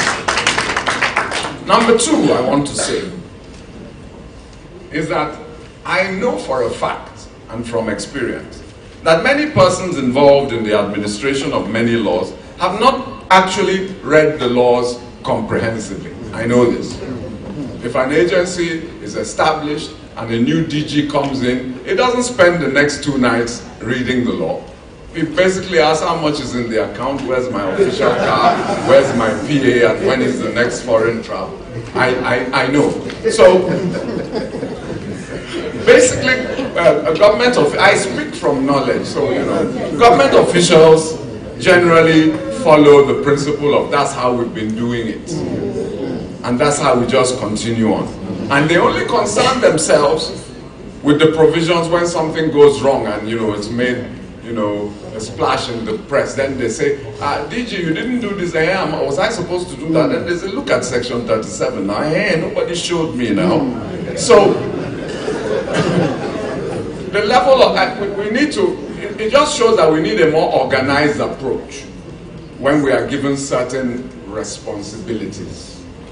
Now, again, we are talking about delays, but not delays to come, but delays that have already occurred. So how does the ACJA deal with people who've been in detention without trial for 10 years?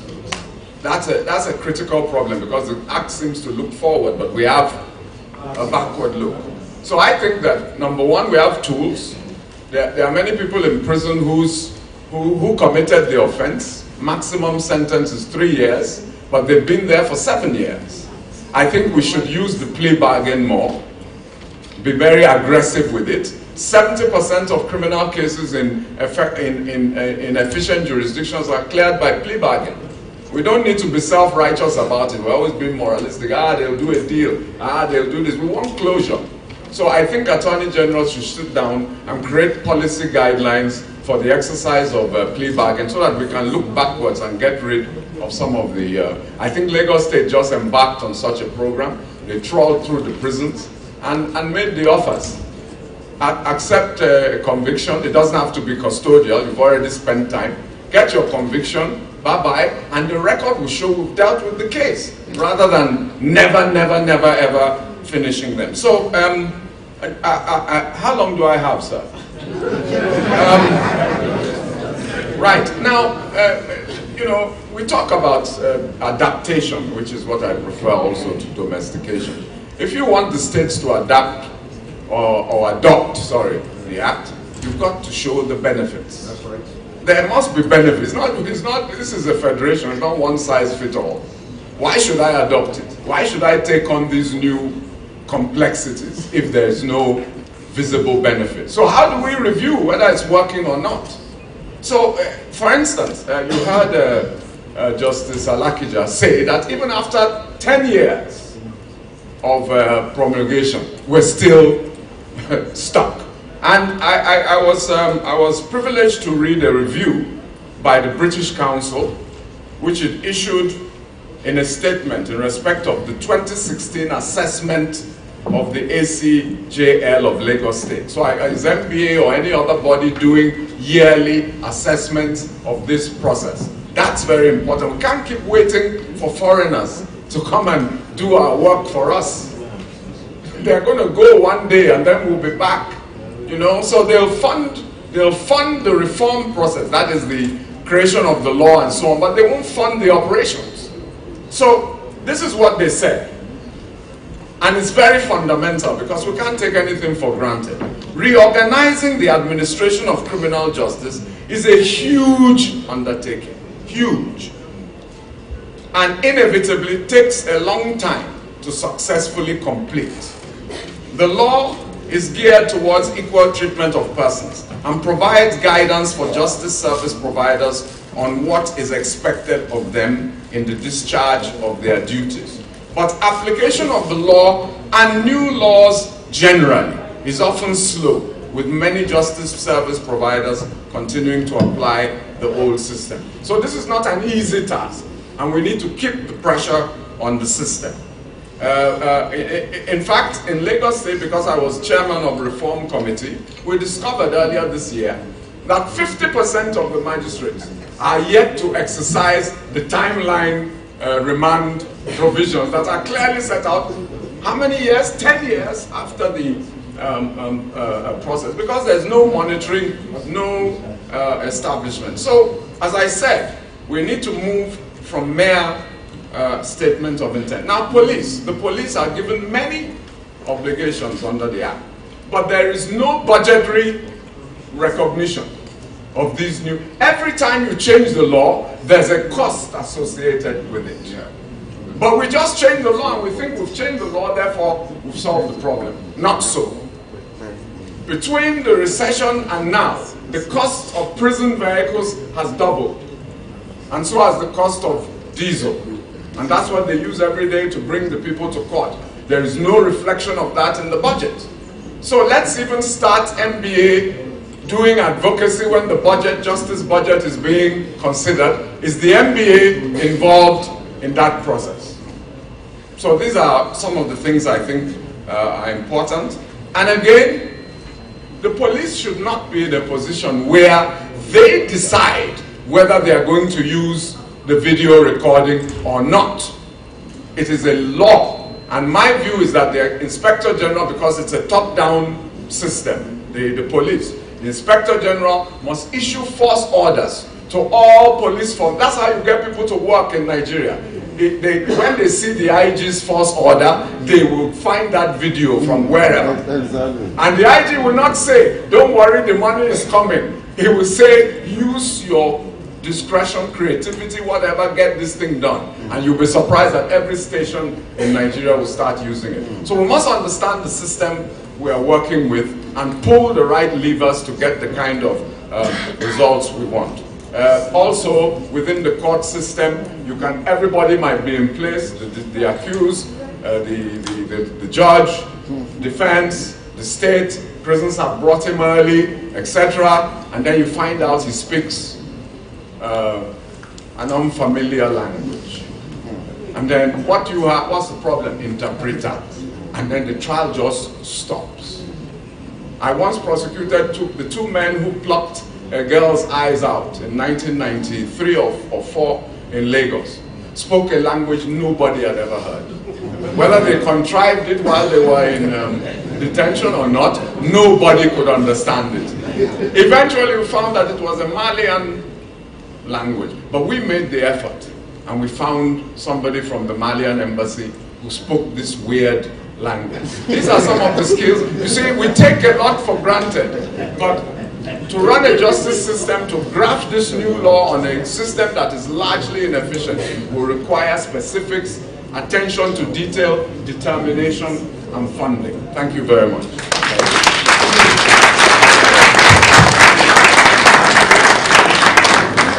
Another round of applause for Mr. Ola. I think by now we've the panelists have made all the interventions, and it's now time to throw it open to the floor for comments, questions, and answers. Whichever you choose should not exceed 2 minutes.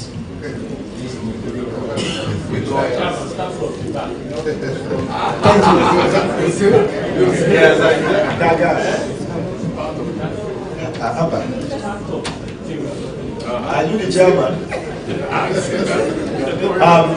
Lords, Mr. Chairman, President. Yusuf Ali is my name. Some of the things said by the panelists really resonated with me because I have my own rudimentary opinions about all this. Most of the problems we have in this country is about attitude. I agree absolutely. Investigators, prosecutors, defense counsel, our attitudes are totally, usually against the spirit of whatever we are there to do. And I think this is very important. So we must put on the correct attitude that, look, we want these things to work. In other places, the citizens decide the direction of how they will be governed. But here, this top to bottom approach, and I've said it in so many places, it will never work.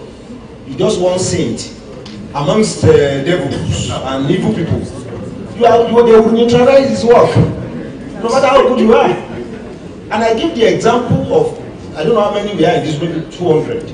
If only 3 people are upright in this room, 197 will do the work of the 3 people. Simple and quiet. And I say this, leaders, whatever they are anywhere in the world, they are the same. They are humans, they are all the same. It is the mass of the people who determine the direction of how they want events to unfold. And I'm happy that even the General Babangida himself said so, that all the guns in the world cannot kill the will of the people. Let's all of us change. And because I've seen JB and I don't want to toy with him. You see, there is a disconnect in the system we run. I'll give you an example. All the prisons are controlled by the federal government. But you have situations where state courts will have to send people to those prisons. So there is a problem that if a state has its own prison, for example, they know the capacity. And like as I said by Dr. Agogo, how many, she mentioned 19 agencies that can detain. I think that's an understatement. People are detained by Norbert palaces. No, that's the truth. Okay, thank you very much. No, that's the truth. In Lagos, and I'm sure, for now, I'm happy you are here. In Lagos, they have these contraption vehicles. They put, when you are not supposed to sail on the road, there are many prisons. They put in those vehicles. Those who are arrested. Until you are taken to wherever you are taken to by, is it last month, what do you call those ones? These are the kind of things. So for me, you must find the correct mix of ensuring that what we do, and I've advocated this elsewhere, and I'm going to say it here too. I don't think the prison is a place to keep awaiting trial. Yeah. I think there should be an institution created separately for people who are awaiting trial. Like somewhere that, look, they will be there, so that, you see, when you send somebody in for petty stealing as awaiting trial, he spends 5 years in prison, he becomes a PhD holder in crime. And you see this every day. So for me, sirs, I think the way to go is to have a mix of all these things we're doing and ensure that wherever we want to adapt or copy the ACJA, we do it with our local content so that we don't just hate, we should copy. Thank you, Mr. Chairman. Thank you, my lord. I'll come to Mr. And let me see people from the back so that. So many hands. Yes. Don't call anybody here. Don't call me. All right. So go down to 1 minute. My lord. Thank you, Chairman, President of the Nigerian Bar Association. I congratulate the NBA. This very laudable program. I here represent the Chief Judge of the Federal Capital Territory, who is unable to be here for other important functions. If he has been here, I'm sure he will have said a few things, because this project is one of the projects he so much care about. I want to inform us that in the Federal Capital Territory, the Chief Judge has issued practice direction for the implementation of the ACJA 2015 since April of this year. So the judges of the FCT and the lawyers practicing the FCT have access to this, which also assists us in dealing with criminal matters that come before us. One of the other things that we have done in the FCT is to dedicate some judges within a certain period of time to go to the courts that are close to the prisons, particularly the Judicial Division of the FCT court, and sit on a day-to-day basis for most of the criminal cases that have inmates in Kuje. And we try to deal with these cases within a short time and come to a conclusion. Again, on the Act itself, I've had the privilege to apply this, the ACJA, since it was enacted in 2015. And I have two, I'll just pick two from my experience. Section 296 of the ACJA talks about objections. Rulings on objections should be taken alongside with the judgment of the case. What happens, and I've seen this happen on a number of occasions, when objections are taken to charges, which, looking at the proof of evidence before me, I find that there is no connection between the accused defendant and the charge. Why should I go ahead and try a matter that I know at the end of the day there is no evidence? And then what judgment am I going to give? Why can't I decide on this court that there is nothing in this charge? Let the man go away. So states that are going to adapt or adopt the ACJA should look at that provision. Somebody talked about e-infrastructure, and then the provision of section 364 talks about encouraging the judiciary to have electronic recording system in recording proceedings. Of course, we all know that this has not happened in Nigeria yet. I'm not aware it has happened in any court. Even Lagos states that we think should be able to do that conveniently. I have not been able to do that until now. And then I began to think whether we could not toy with this idea in criminal proceedings, as it is done in civil proceedings, where rather than allowing judges to write so much evidence in longhand of prosecution witnesses, can they not also do written depositions? Witnesses, at least known, identified witnesses of the prosecution, can they not do written depositions as it is done in civil proceedings? After all, we started from somewhere in civil proceedings. Can we not also try this out in criminal proceedings? Aside of witnesses who are coming on subpoena and all that, if you know these witnesses are coming, why don't you take their depositions in writing to obviate the need for judges to write these long stories in longhand in the course of proceedings? This also will help us reduce the time and the delays we face every day in trial proceedings. I will limit my contributions to this. Thank you very much. Thank you very much. Let us be a bit democratic. Let's take the last hand up there, then I'll come to Mr. Ferdinand Obi. I will still take. Yeah, whoever is there, who is the last point.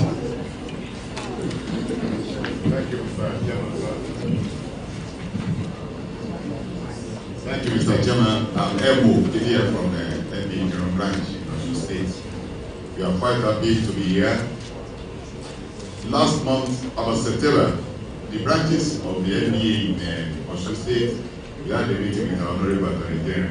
We have resolved this issue of the ACJA, and we have learned a lot today. We further engage our AG on having a very robust ACJA law in Osun State that we even surpass that of Enugu State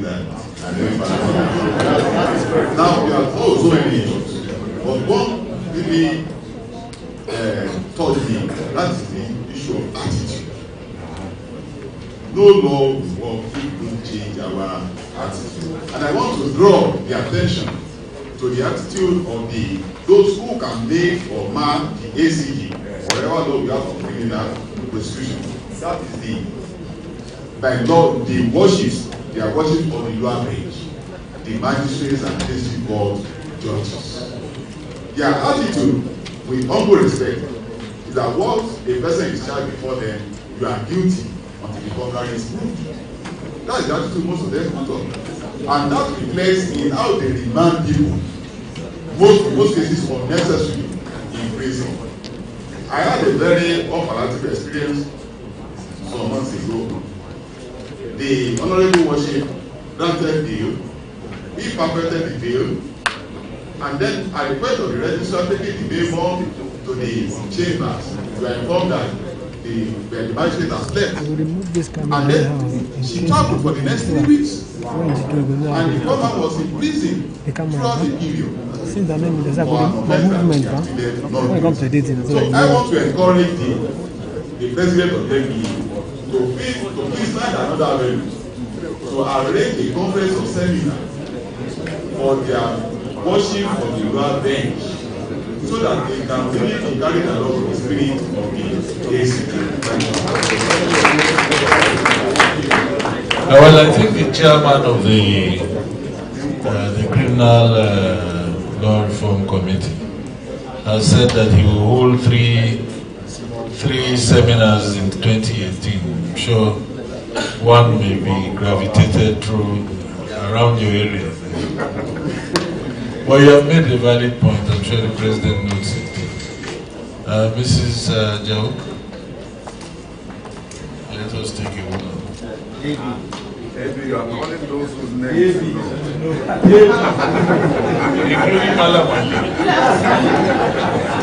Good afternoon. I would like to stand on the existing protocol. My name is Bukola Jao from Abana branch, Kaduna. I would like to align myself with my Lord on the issue of witness deposition in criminal matters. And this has to do with the issue of rape cases of minors that we handle.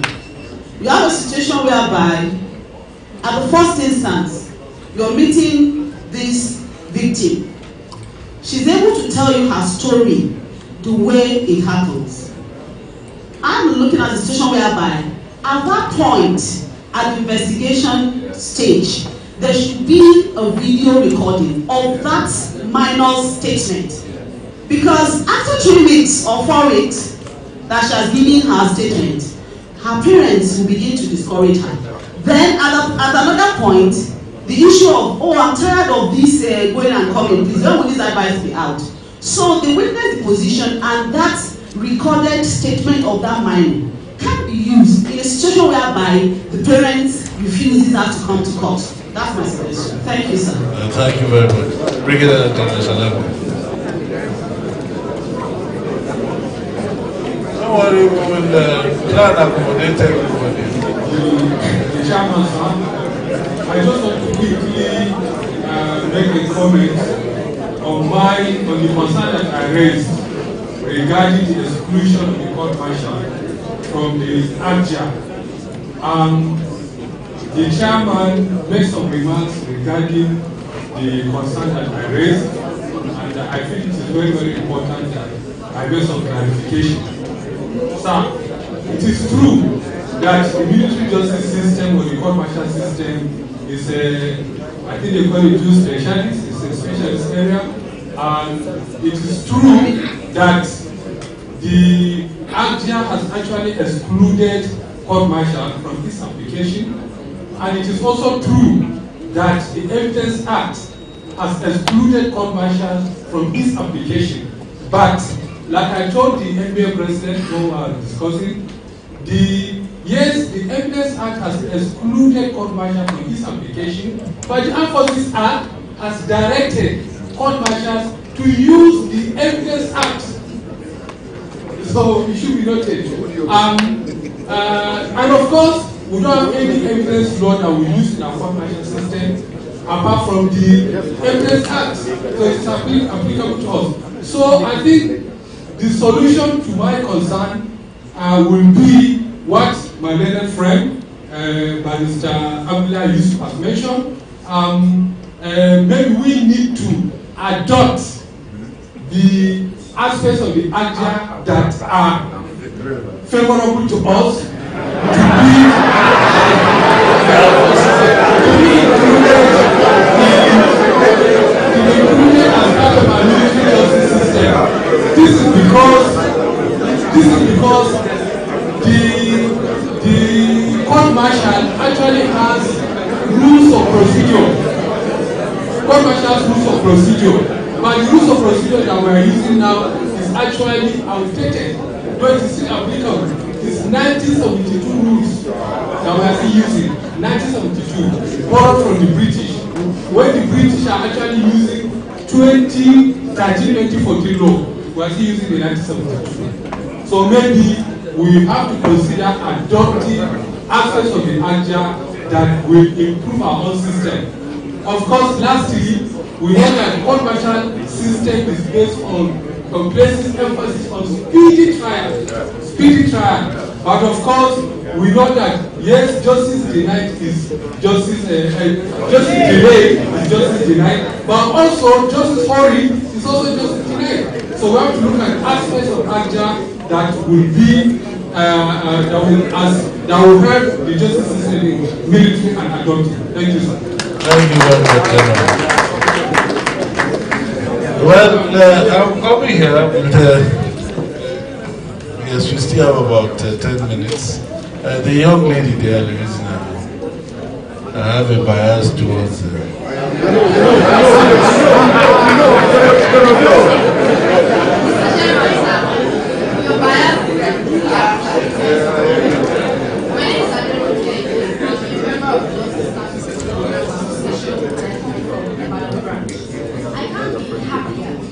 that the Nigerian Bar Association is getting this opportunity to execute this project in the Makata Foundation.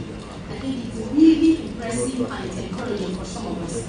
I'll just briefly say some things because I came on board in Oyo State as a partner in the Justice Development and Peace Commission department, simply as an advocate for community service as an alternative sentence to imprisonment, especially for simple offenses, misdemeanors, and so on. And when I came on board, the task was really daunting. It looked like, what are they talking about?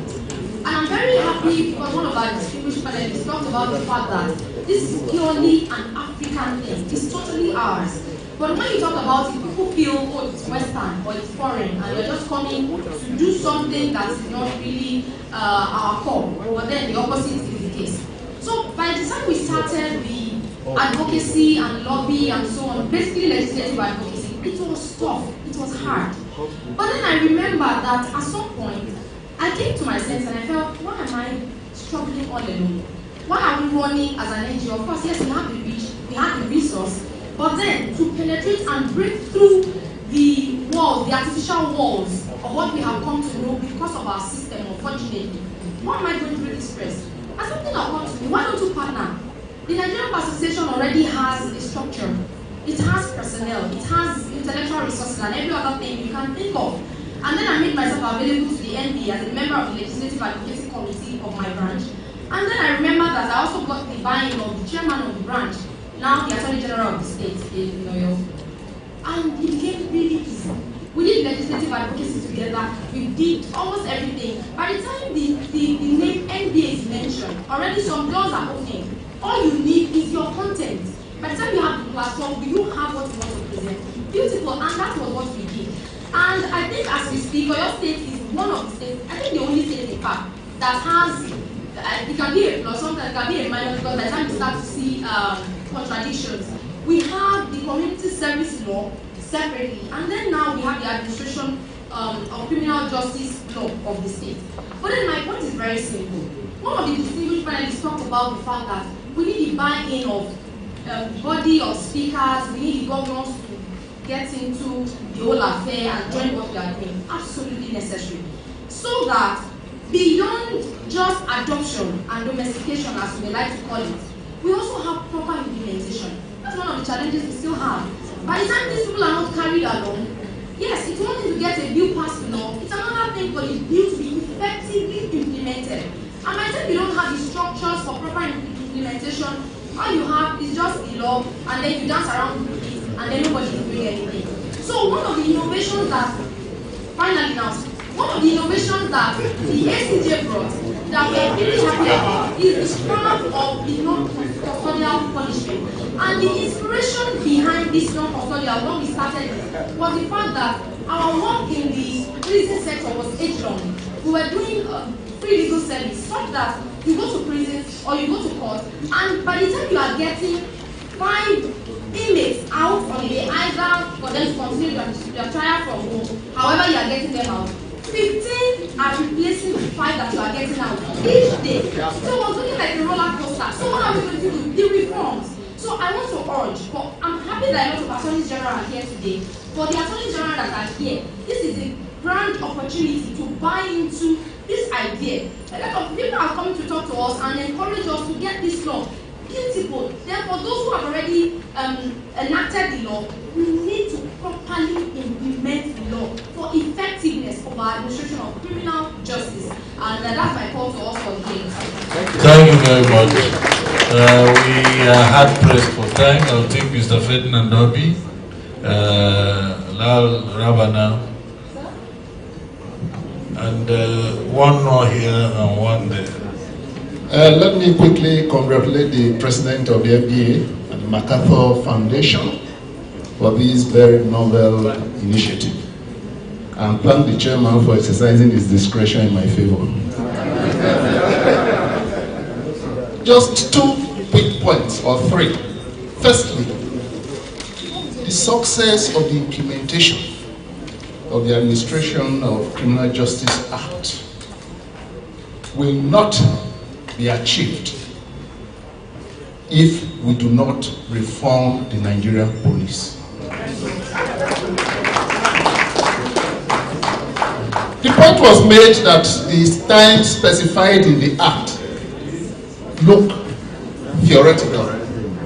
Yes, it may be so, because the police is not doing its work in the proper way. Why would you arrest somebody when you have not investigated the crime. Or you arrest the person, you start looking for the offense to pin on him. Which type of country are we? We must change. And from experience, despite the passing of the Administration of Criminal Justice Act, I still find prosecution opposing bail because the accused person is likely to interfere with investigation. When you are supposed to investigate before you charge, to God. So a lot of work needs to be done in that aspect. Then secondly, delay in the administration of justice. We trade blames all around, but people hardly mention the prosecution. Recently, from experience, I've found that some of this delay is from the prosecution. It's from the prosecution. It's either they don't have a witness to present, or they have so sensationalized the case in the press, and they find that going forward to conclude it will show that they were just blowing hot air, then they now begin to stall. I'm very sorry to say, but I'm speaking from experience. So there's need for us to adopt the, okay, I'm not adopting the act this time, I'm adopting what Malam Yusuf Ali said. The attitude must change. If we change the attitude, then we have a better criminal justice delivery system. The name remains Ferdinand Obi from Benin branch.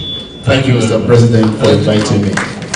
Just before I call on the next person, I hope you are using the word police in a very wide generic term, because the police includes ICPC, EFCC. Oh, yes. That is the sense in which I'm using it. All the people that are in charge of investigation. So that they go away with any government body. Doesn't think they are excluded. No, they are all included. The EFCC, the ICPC, the Nigerian police, the Customs Service, Immigration Service, NDLEA, all of them. If you have the constitutional or statutory duty to investigate and charge anybody to court, then you come under the term police for this purpose. Thank you very much, Mr. Chairman. We do have to go. It's very interesting. I'm sure they should. The president should organize Thank you, Mr. President. Mine is to draw the attention of those who are probably working on how to redefine, to modify, and to adapt. Is that there is non-compliance with even some of the few provisions that we thought would kind of give us speedy trials. Firstly, the prosecution, most of them don't comply with the mandatory provision of filing charges with witness statement of evidence. When they do it so scantily that you don't make anything out of it. And in the course of trial, they keep bringing all sorts of... so please, it's an area that we should be looking at, so that once the charge is framed and the defendant is served, he has sufficient information as to what is charged about. Then amending charges, that session has to be reviewed. Where you will commence trial and towards the tail end, probably you have called your last witness and now discover that from the evidence before the court, this thing may not fly. Then you begin to amend charges to cure some defense and all that. That area we have to look at very seriously. The list of witnesses. From my own personal experience of one of the review cases I'm doing involving what we call high profile, is that in the morning they will come and just flaunt to you a new statement of witness and say this is the name of the witness. And they want to call that witness to accuse. So it's absolutely wrong. And it negates the rule of fair hearing. So these are the areas. The prosecution, I must tell you, and I'm sorry there are some of them here, They are only interested in that session that talks about short adjournment. By the time the defense counsel, you are asking for an adjournment, the next time, no, my lord, the law says we cannot adjourn more than this. But they are very quick at relying on that. But all other provisions that will assist the defendant, I'm sorry, is never complied with. And lastly, sir, by way of trying to join my friend, is to commend the MBA under the present leadership. Our engagement with MacArthur Foundation, and I'm happy, I think Mr. Osita is here. During my tenure as the General Secretary, we went as far as to Washington to meet MacArthur and Sullivan Foundation to seek for funds. And they told us that time that the MBA is like a political association, that we don't have the structure. And the moment we get the structures right, why not? And that was why I think about 2000... Started building it during my... Yes, we started building it during your tenure. And in fact, money was also given to the MBA for election monitoring committee. I'm sure the MBA is also there. Was a member of that committee. But shortly after that, to respect, these things became neither here nor there. So we commend you, but please let it be a sustained program, so that whoever comes after you will not think that it's important. Let it be a sustained policy, so that we can continue to attract this kind of funding, and let this conference be on a yearly basis. We cannot sit back and wait indefinitely to go on. So thank you, Mr. Chairman. I just have two more people, please. You pardon me. Buddy and a young lady from the rapporteurs who will hand it over to the compare to rapport. Mr. Chairman, from the last two speakers, Atowari and the Prof that spoke, it is very clear that I think we should adopt the word adoption and not investigation of the issue of acquisition of criminal justice act, because he has a connotation of foreign law where you use the word domestication. Yeah, but as between federating agencies, you are foreign countries to yourself. So the word domestication is the right word. I have ruled.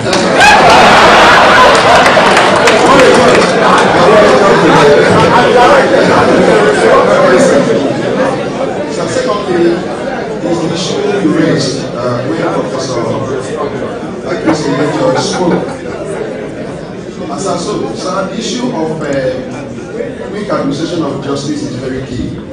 And this act itself has made a provision that if you have interlocutory appeal, please don't come and stay proceeding at the lower court and allow the proceeding of the substantive matter to go on. And I tell you this, sir, if there is any particular section that has received commendation, even from foreign countries, it is this particular section, because every person in this country has been worried with the slowness of administration of justice, especially the criminal justice sector, sir. And everyone, they sat down and said, what do we do?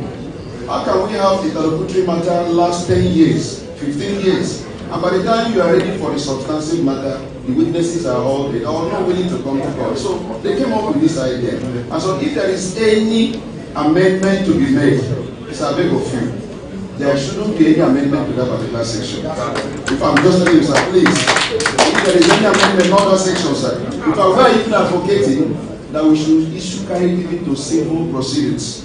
Because people know that immediately they come with the issue of interlocutory, they bring motion for stay, and so the matter can be there for 10 years, and you can't get justice.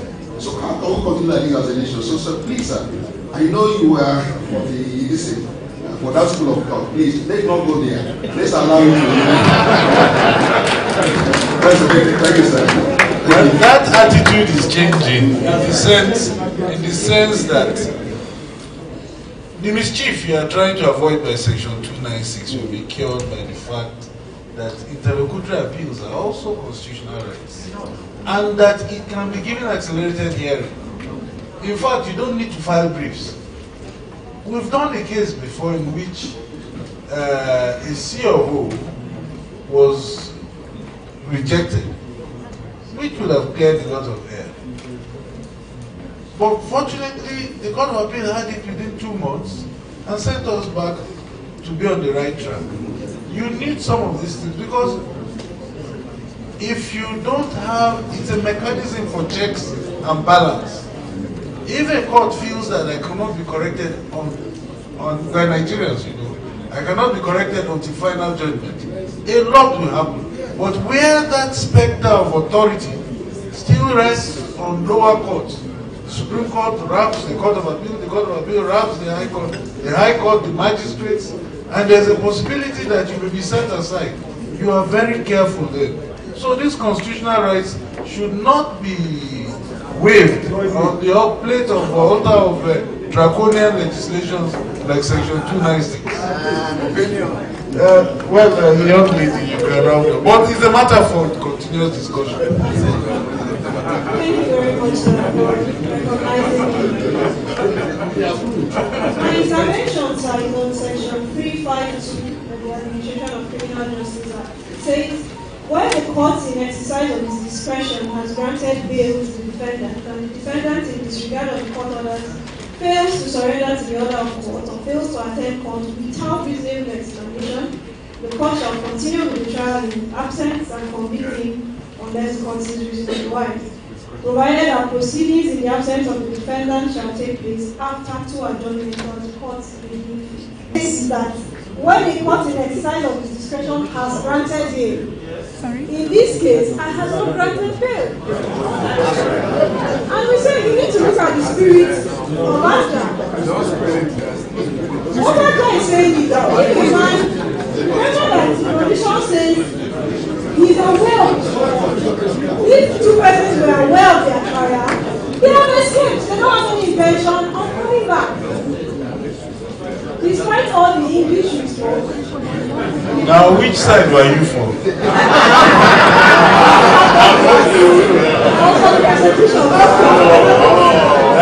That explains it. Because to me, a man who comes from the spirit behind the provision. You see, you have the option of even withdrawing the entire charge. Or withdrawing against the two that. I understand that, but when there is justice for the family of the victim, they kidnap and kill the woman. So they are gone and they are free. And then secondly, it leads me to the second aspect. Till now, the prison hasn't, we don't have any explanation for the escape. I think they normally don't. If they did, that means they will know about it, but they don't. There's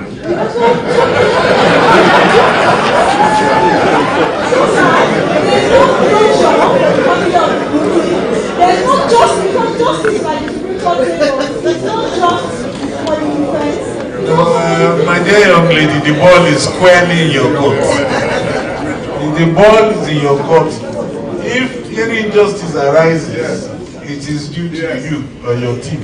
Yes, and we are working hard, but I think this is a lacuna. No, there's no lacuna. The law is. So, an accused person who escaped from detention. The police will go and look for him. And the day you decide to copy legislations from America and have sheriffs, bounty hunters, who you can give money to go and fish somebody out, then you will solve that problem. That is right, but I think we also have made for the detention centers. If a prisoner escapes from the hospital, there should be some provision for some explanation. All right. Mr. President, distinguished invitees, senior counsel, ladies and gentlemen, I would like at this point, I don't think we have the luxury of any rapport. I would at this point hand over to Biodu to thank you very much, conclude Mr. President and our moderator. I'm going to take a couple of announcements that we need to please pay careful attention to before I invite the General Secretary of the Nigerian Bar Association. There is someone who will not be able to read or see properly for a while because their spectacles, he's here. So if you are that person and you've been struggling, please see me after now.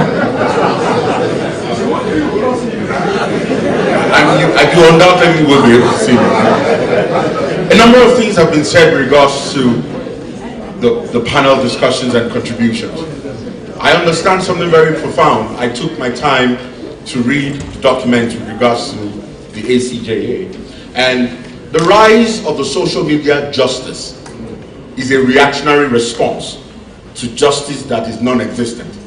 So while a police officer is stopping you for a traffic infraction that does not exist, you bring out your mobile phone and you start to record.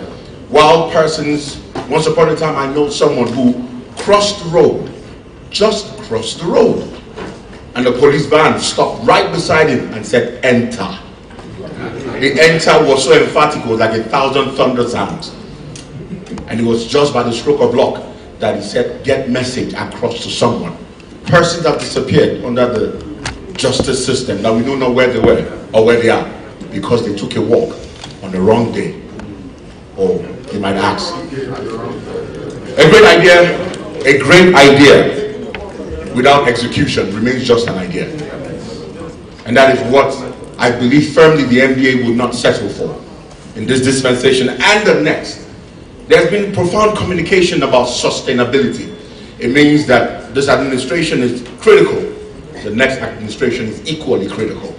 So for all stakeholders, we must be sensitive to the subject matter. The project inception meeting, immediately after launch, we have pilot states, the word domestication, adoption, implementation. They are valid words. But the point is this: Akwa Ibom, Delta, Benue, Ogun, Bauchi, Borno, Zamfara, Kaduna, Bayelsa. We need you. If you are part of the state, immediately after launch, we would like you to please come back into this hall. We have 9 strategic, important, critical breakout sessions to discuss fundamental matters, including project partners, collaboration. It is key. One of the things I've come to an understanding about justice is that justice often appears to be distant, appears to be alienated until it happens to someone within your proximity. And we don't want that to continue. It doesn't have to be when you suffer the consequence of injustice that you rise up to justice. There has to be a better way. I want to encourage everyone to please, if you're part of the pilot project, of the inception meeting, we want you to come back after launch. One of the attorneys general told us he had a meeting with his governor, but he will be back. I have seen him, he's back. That is a demonstration of commitment, and we appreciate that. We want to thank everybody, but I will not be doing that. The General Secretary will be doing that specifically and especially for emphasis purposes. We have certain persons that the NBA president, in the person of our own A.B. Mahmoud, will be leading to launch, and I would just like to mention these persons. You will please follow the NBA president when he's going to launch. He will be leading the team, and this is with regards to our Lords present, justices of Court of Appeal, Federal High Court, State High Court here present. We also have benchers, senior advocates of Nigeria here present, attorneys generals here present, our resource persons, benchers, I've mentioned them, our project partners. Permit me to please recognize especially and appreciate all our project partners with regards to this interesting and thought-provoking assignment. We thank you very much. We thank you, GIZ, Kate Oko-Nkechi, I recognize your presence. The Deputy Project Manager of GIZ, Hartmut Zander, the British High Commission represented by Mr. Adrian Strong, the Nigerian Institute of Advanced Legal Studies, FIDA, the Nigerian Police. I just smiled. The Nigerian Army. The DSS, the NSCDC, the Yaradua Foundation, the Embassy of Switzerland. We need not to repeat, but MacArthur Foundation, we appreciate you. This group of persons will be led by the NBA president to launch. We have also made arrangement for the rest of our distinguished legal luminaries who are here. Chairman of branches, we thank you for coming. There is an Oriental restaurant on this floor that is made available. I am grateful for the opportunity to be the director of ceremonies for this wonderful conference. My name remains Abiodun Famujoro. I would like to invite the General Secretary of the Nigerian Bar Association, Are Isiaka Abiola Olatunji Esquire.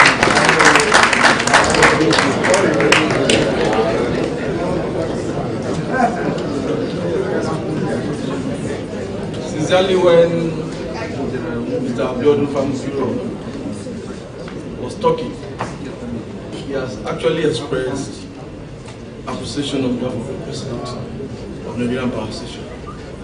So I won't labor much on that. But notwithstanding, it will amount to a disservice of sort. I don't appreciate specifically two individuals who have made this initiative a reality. One thing is to have the concept. Another thing is to implement the concept. I will, for public purpose, for the record, appreciate the past president of the Nigerian Bar Association, in person of our leader, Mr. Joseph B.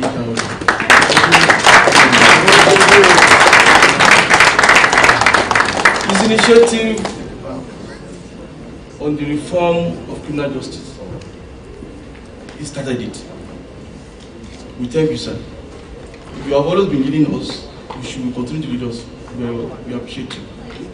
And for public record, many of us don't know that this country can only move forward if you have a selfless leader. I must publicly commend our president. Our president is a member of advisory committee of MacArthur Foundation. He has to resign his position in order to engage the MacArthur Foundation in this project. It's a sacrifice he has made.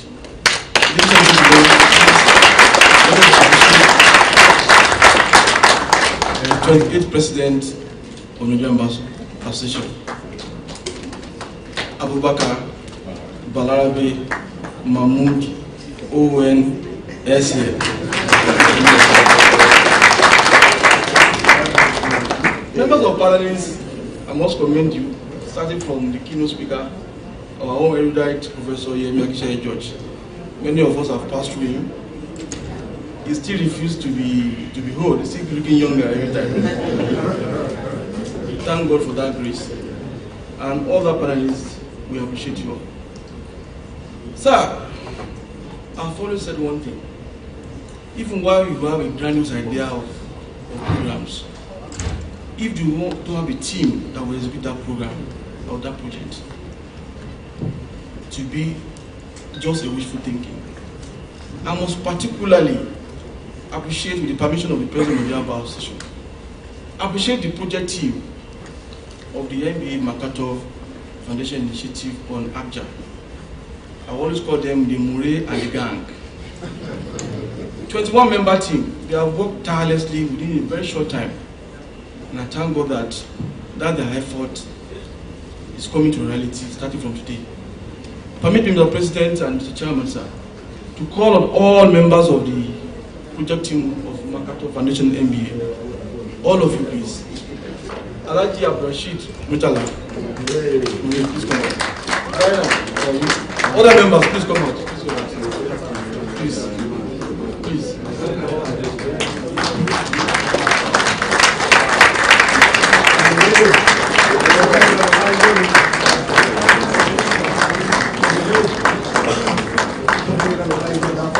Mr. Chairman, sir, Mr. President, distinguished guests, can we please appreciate this wonderful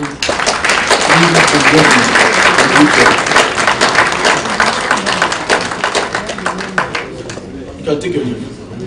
Lastly, so that I will not be cited for contempt, I'm aware that the President of the Court of Appeal is here present, ably represented by Honorable Justice Yaya.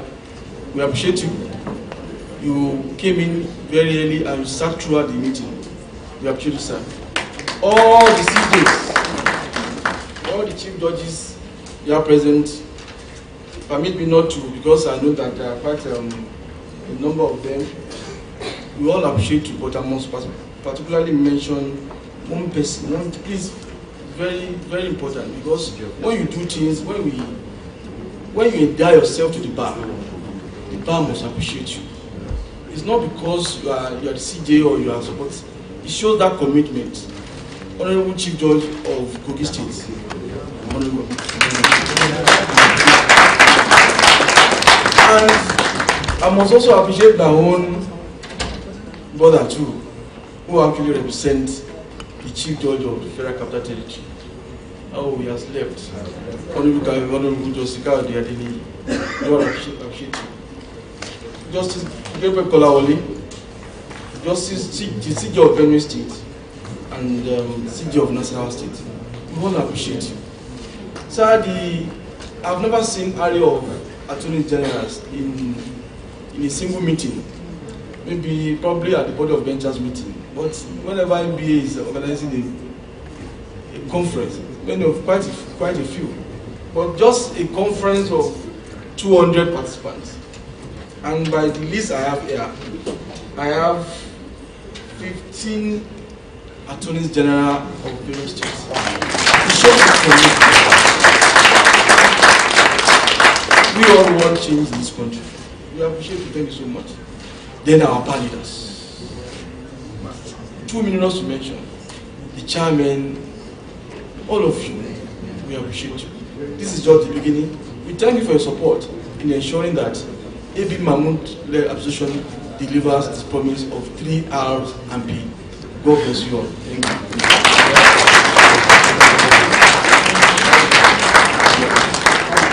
Thank you very much, able General Secretary, for thanking each and every one of us. We will rise to take the national anthem. Members of the panel, please be reminded quickly, we will be taking a group photograph with you while you are on stage. Please be reminded, the pilot states.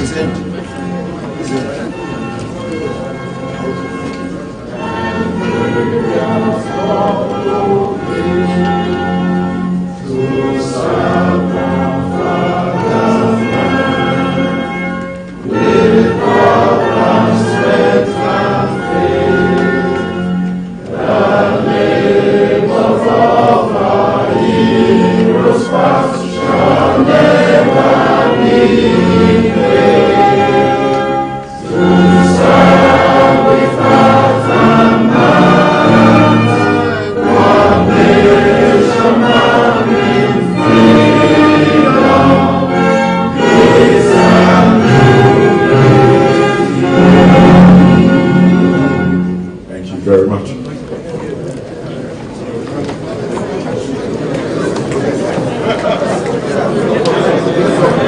have the president's speech. Can you put it on my laptop for purpose of reputation?